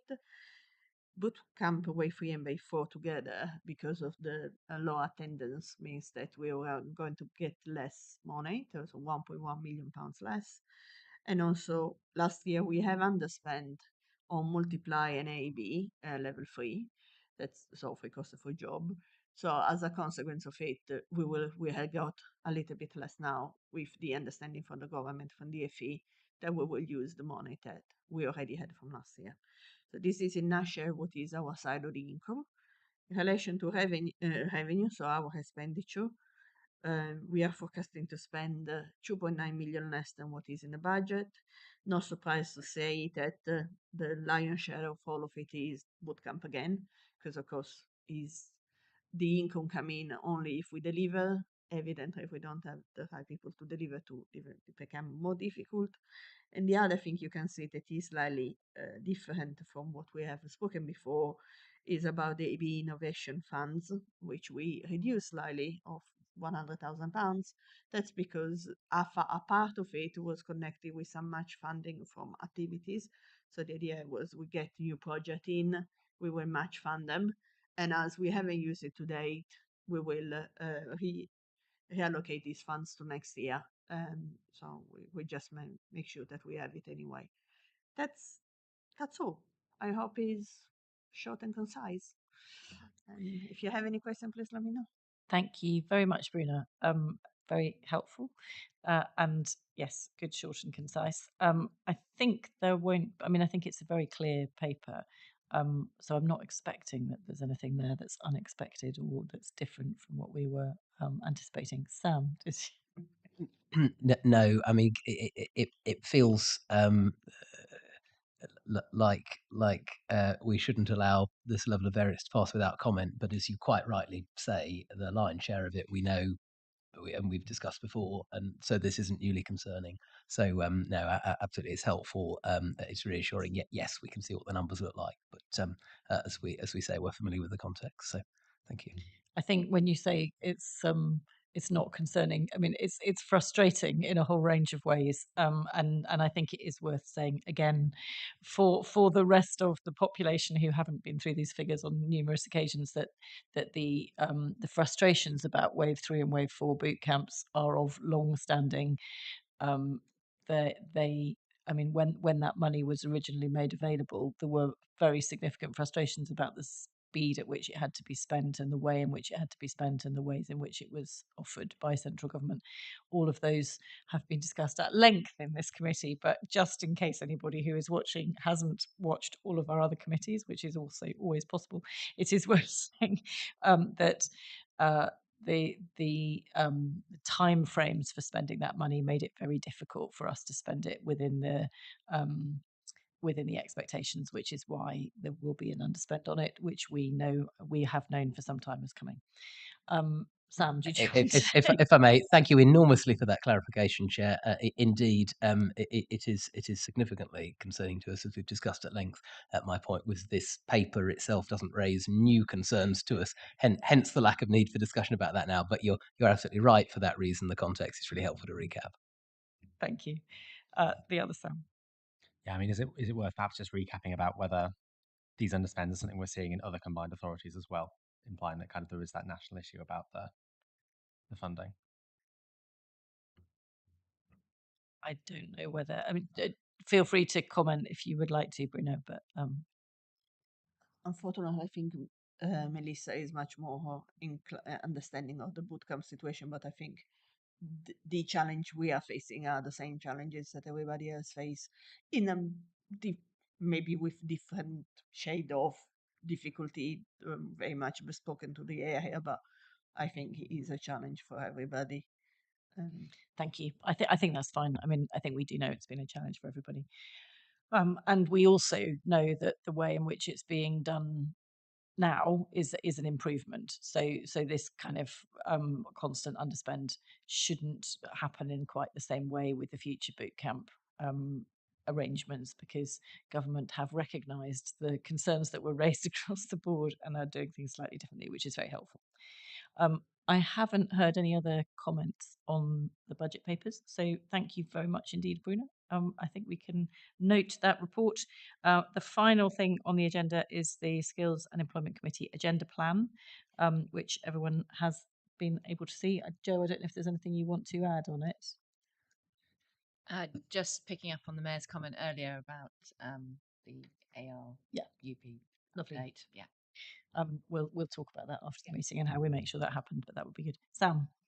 Yeah, just very briefly, I think some of the officers might need changing in terms of who's leading on different items, just which is helpful, obviously, for us if we've got queries and things. That's an important point. We'll make sure that that gets sorted out. So if there aren't any other comments on the agenda plan, that brings us to the end of the meeting. The next meeting will be here on Monday, the 4th of March, at which I know many of us will be looking forward to more information from the cold spots. But thank you very much for your time today. It's been a really good meeting. Lovely to see everyone, and see you again in March, if not before. Thank you.